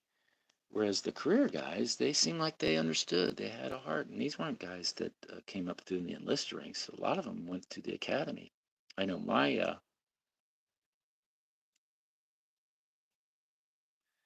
see, Balakonis, he was a boxer in the academy, and then the navigational officer, he was a pretty famous football player for the academy. And so these were, even though they didn't come up through the enlisted ranks, they were they just, I don't know, not not assholes. Oh, pardon me. Sorry, YouTube, the kind. Wolf says, thanks, Blister and Barnacle's Adventures. Wolf says, yeah, I've chatted with quite a few servicemen. You can still tell the difference between your career guys and the lifers. Yeah, I run into them in my 3 day a week employment position that not only pays me by the hour, but also gives me health insurance so I don't have to pay for premium B, Plan B on the Medicare scale. Yeah, I run into them, and I tease them about it too. Say, wow, 25 years. And I'll say right to them, say, are you a lifer or a career person? And they understand whether they are a lifer or a career. And I kind of got the impression a couple times where they probably are a lifer, but didn't want to admit it to me. Because I don't know, I'm not intimidating, but I'm kind of edgy. But my uncle did 30 years in the United States Army, retired as a sergeant major. Um, he was kind of, I'd say he's a lifer with some career person into him. He's kind. He's a very kind person. So I don't know if he'd have been the lifer that would have tried to torture some EIEIO 1, 2, or 3, or 4. But he was very strict, and I don't mind strictness. Just, don't be a dick. I think if my brother would have survived, he probably would have been a career Marine, because he was a Marine from birth. Always had a high and tight, even in just, well, my dad fancied himself a barber, sorta untrained, but his dad was a barber and had his all his equipment. So we had a choice between a Princeton or a flat top, or a high and tight. And my the oldest boy, my brother that was a Marine, he always went with a high and tight. He was into sports. He was an excellent swimmer, competitive swimmer, played football. Actually started as a freshman at a private Catholic school, which was kind of unheard of back then. Freshmen hardly even played, or if they were even on the team, they might have been on just a freshman football team. But yeah, and I don't know if I actually remember, because I remember the memories that my dad would tell me about, how he said he'd take me to my brother's football games, and how you could hear him laughing from the football field after just smearing somebody, either by tackling them or blocking them, or knocking them out on a kickoff return or something like that. I guess he was a beast. Now I've heard a lot and I volunteered at the VA in Columbus, Ohio, and uh, and then continued doing that. And then I'd take my dad, after my dad finally became a recognized veteran, because he was in the Second War, he was in the Merchant Marine, and they didn't get those kind of benefits. It took 42 years and an act of Congress for him to be able to go to the VFW and the American Legion. which was his main goal. And I even got him a partial disability, but not prorated back 40 some odd years. He got really bust up. I had 3 ships attacked that he was on, and the last one, apparently he doesn't remember it, but I did some research, put him stranded at sea for a week or so with some other sailors and some. My dad has always talked so highly of the Filipinos because some Filipinos basically saved them. He don't remember. He just remembers being thrown back as the ship was going forward. There were tankers, and that to me that sounds like a torpedo from the rear and bouncing off of one of those big metal spools that they wrap the chains around and the ropes around, the great big things, and that's all he remembers. And then the next thing he remembers, he woke up in a body cast in Chicago. Yeah, good fun. Yeah, not me. The only time I really came into where I felt threatened was I missed the. In the Philippines, martial law was going on at that time, and you had to be off the streets or on base by midnight, not a minute after midnight. If you hit the gate a minute after, they'd put a mark on your ID, and your military ID, and you're gonna talk to somebody that's got authority and the opportunity to give you some kind of punishment. Maybe not non-judicial punishment at first, but if you did it too many times, yeah, you're gonna end up in front of the man, whether it's on your ship or on the Subic Bay, the base. Might not be the head of the base, might be an XO or maybe somebody slightly under that. You're gonna pay the price. But yeah, I was ripped out of my mind. I don't know whether it was on Mojo or Bullfrog. I forget. It was like a blow your lunch punch that they used to make. I think in the Philippines it was called Mojo, and in the Thailand it was called Bullfrog. But it was, just a mixture of all kinds of liquor and stuff, and there might have been some Xanax or stuff thrown in there. But I was out of my mind. Didn't get off the main dragon along the Post City in time, and I'd been staying with some locals anyway. There was a snafu in my paperwork, and my ship was out, broken. It was before I even got on board my destroyer, and for some reason, I thought I should make it to the gate instead of hiding in town somehow. And it wasn't MPs or shore patrol that I was concerned about. It was, these were Filipino nationals during martial law, and they carried probably M14s back then. I'm not sure, but they were rifles, and my loves they were big pews, long pews, and yeah, oh man, it's not fun having something like that pointed at you, especially when you're kind of stuck a quarter way across what they called Shit River. Because I don't know, I was out of my mind, but I do remember that. Yeah, the Philippines. Yeah, wow, crazy. Yeah, after that, I didn't my any oats that ever existed inside me where they were sown between there and Thailand. My gosh, finally, and then I miraculously met my wife really soon after I landed on Oahu. Just dodged a bullet. Pardon the pun. Although I didn't have to dodge a bullet, but man, it was spooky. It's a very vivid memory, even though I was out of my mind. That much I remember. Crazy. Would serve you up real quick. Yeah, I wish it had. That was the late 70s, so I survived the mid 70s in school with the Age of Aquarius and methaqualone and LSD 25 and things like that. But I was a chameleon. I mean, I still got my dad. Yeah, he knew I was fiddling around with stuff, but I've still got like all A's and stuff. And that was his biggest thing. He said, "Well, how can you be messing up too much?" So yeah, I got away with a lot. Didn't hurt that my dad's brother was the municipal county judge. The sheriff, the county sheriff, was really good friends of both of them and had a restaurant like maybe 150 yards from my house. But I didn't sober up until the 90s. I quit drinking kind of 94ish, something like that. I woke up in the back of somebody else's pickup truck, not mine, in some other town that wasn't mine. I must have crawled into it and passed out or something. So that sobered me up really quick. Um, and thank God. And that's when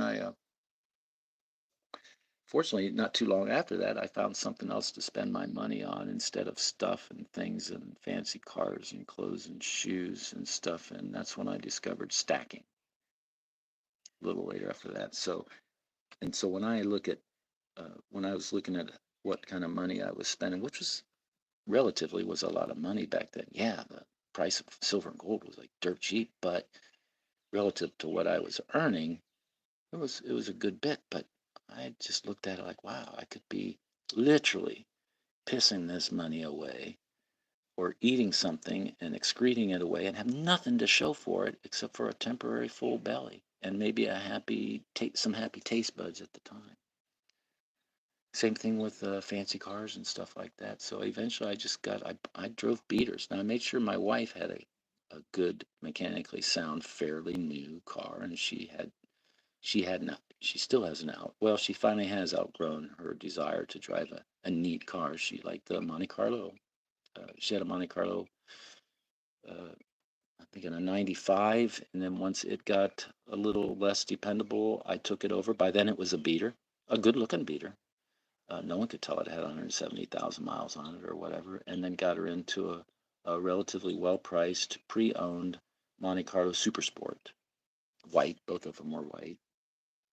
Um, that I eventually sold to a mechanic that would work on it for me occasionally because it would just not start for no reason whatsoever. And then he said, I can fix that. And I gave him a good deal. I got a good deal out of it. And I remember me running into him sometime after that, how it did that to him somewhere down in North Carolina when they were on vacation. So, yeah, since then, we've pretty much switched to Toyotas. I miss my Tundra, but I don't miss 15 miles a gallon. It was four-wheel drive, off-road.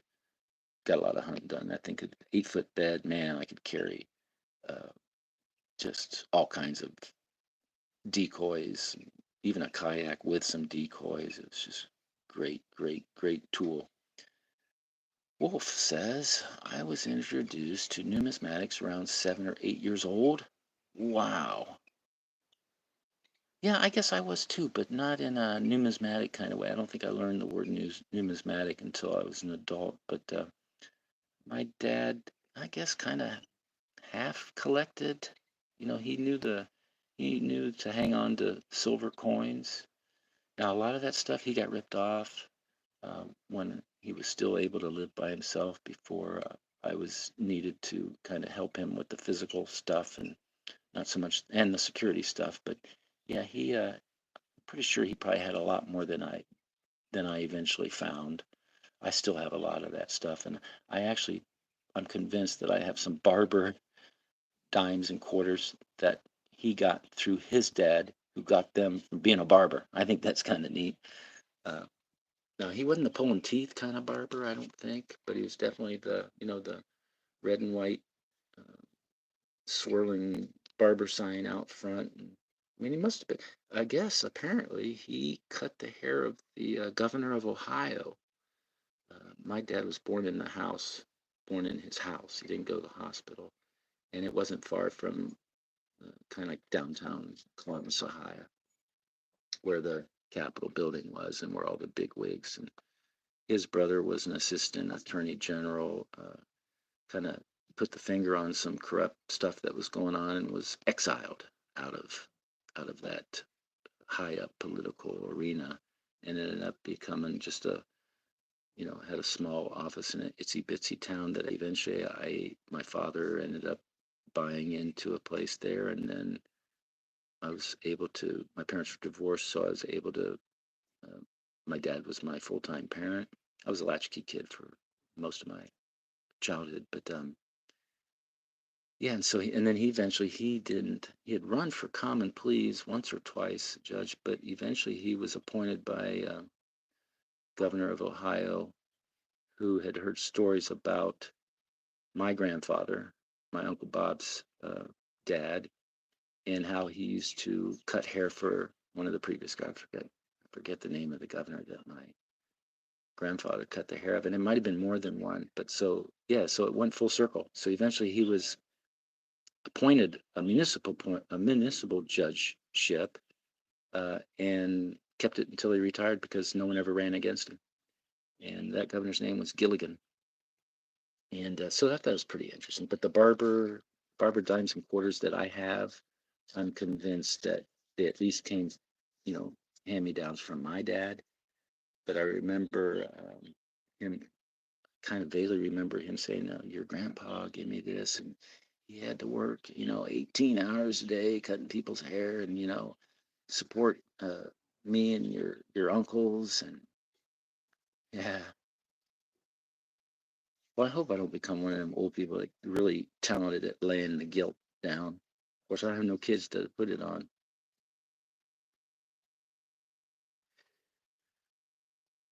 Yeah, that's neat. And so, yeah, I knew the difference. I knew what you call it, buffalo nickels were good to keep. Silver, real silver, and it sounded different. And occasionally, I was born in '59, so started carrying money maybe at the age of 8, 9, or 10, and even as an adult, when you'd spend money and get change, I'd look for it. And if I didn't look for it, I was reminded to look for it by the different sound that the coins made when you put them in your pockets. I miss that feeling. I don't remember the last time I have found some older coins, mostly 81 and older pennies on the ground, even here, even in the last year, uh, and let alone the last 8. But yeah, I wish I'd have taken better advantage of that. I'm on a dime mission right now because I think I have either 3 or 4 dimes. That's it. And I don't remember selling any in 2011, but for some reason I just didn't, never accumulated a lot of dimes. Uh, Sold a lot of my 65 and older JFK 40 percenters. I had a bunch of Panamas, like I had one here. Only they were bigger, something like that. Sold those on eBay. I think these are 80 percenters, but I sold by weight and photo, and just showed them. I didn't do any numismatic, nothing guessing, anything like that. So that's a 66. That might not have any. No, that's clad, isn't it? Sure is. Well, the ones I sold were bigger, older, and but it had the same kind of conquistador helmet type thing. This is on a whim after I discovered, wow, silver's expensive now. But I was paying more attention to my dad back then, so I'm not even sure I know the internet was out. I was using eBay, but to sell non-precious metal stuff like pottery and postcards and cast iron collectibles and stuff. All right, wife and son are up. Time to make them breakfast and go to work in the garden. Good for you. I love gardening. I enjoyed chatting with you so much, and I sure hope we run into each other. I'm going to make it a point to check out Wolf Metal Stacking, and I'm going to extol the virtues of your channel to other people, and your kindness and your experiences, your experience, nothing in particular, but the fact that I feel, in my opinion, that you are just a terrific human being, citizen. Uh, God bless you for being a believer and supporting my belief. And I want you to have a great day. You don't need my permission, though. Just have a terrific day. And what a great way to end this thing after 3 hours and 3 minutes and 6 seconds. That might be our record. I wonder if I'm going to get a medal from YouTube for that. No, probably get a tax bill from the state of Hawaii after I crossed over the 3 hour threshold. So I'm going to bring this to a close. Got to bake some baklava. Got to dig out some Krager mag wheels, try to turn those into some precious metals or maybe sardines, a little bit of both. Um, Anybody that's still here, thank you so much. Everybody that came, thank you so much. If I figure out how to turn this into a regular video, I think I got to turn it to public from private. So have a great day. Take care of yourself. Watch your six. Get what you can while you can, when you can, at the best price that you can, without neglecting other priorities, investments, and obligations. And in the meantime, all right then.